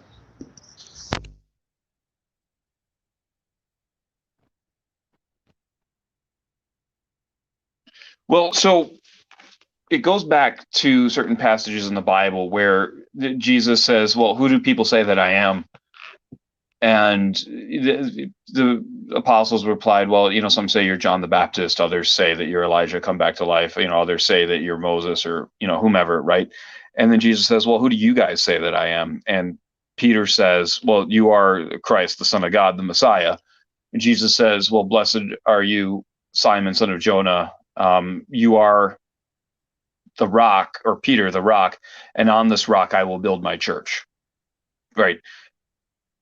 He's given the nickname or the handle Rock, and we Catholics believe that's a reference to both Peter's belief, his confession, but also Peter's role in the church, that he is kind of the foundation upon which the church is built. One of the first people to confess the faith that we all affirm, to uphold the faith we all affirm, and then to propagate the faith that we all affirm. So his name, when you wash it through a bunch of different languages, it comes out as, so if you translate it into Aramaic, which is most likely what Jesus and the apostles were speaking, at least conversationally amongst themselves, because they were raised in Palestine or Judea or Galilee, depending on, but still they came from the Hebrew culture. The name would have been Kepha, which is literally Aramaic for rock. When you wash it through a bunch of different languages, it comes out different ways until finally it turns into Peter, which is what we know in the English. That's really all I'm saying, Dog. Cool. I was just making a joke and to play on the words, but yeah. I understand that importance in the whole thing with Peter starting off, which is I don't know, because then it goes into the form of ministries with the church, and then also with the discipleships and everything, and then yeah, it gets interesting. But I think it really does spread out to like all of the body of Christ, not including Catholics and all that. And those who say who are without, those who are in and those who are out. I wonder at whose authority, And they say, well, the Bible, the interpretation of it, or my interpretation, or something along those lines.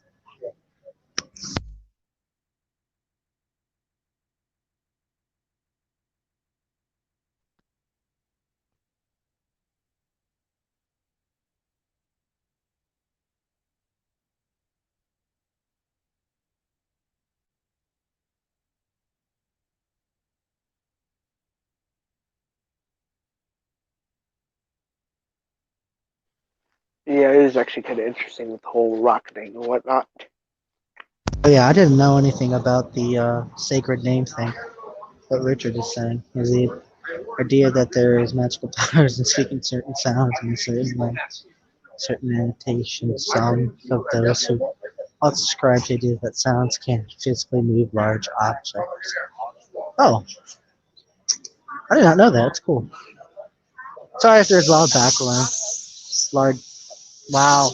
I'm just gonna go ahead. I can't even talk anymore straight words. My brain's dying. So I think I'm gonna go ahead and end this live stream. Thank you all for stopping by, and I'll catch you guys on the next one. Peace out, I guess. Take care. Thanks for having us, man. God bless. No problem. No problem. Thank you guys for stopping by. Take care.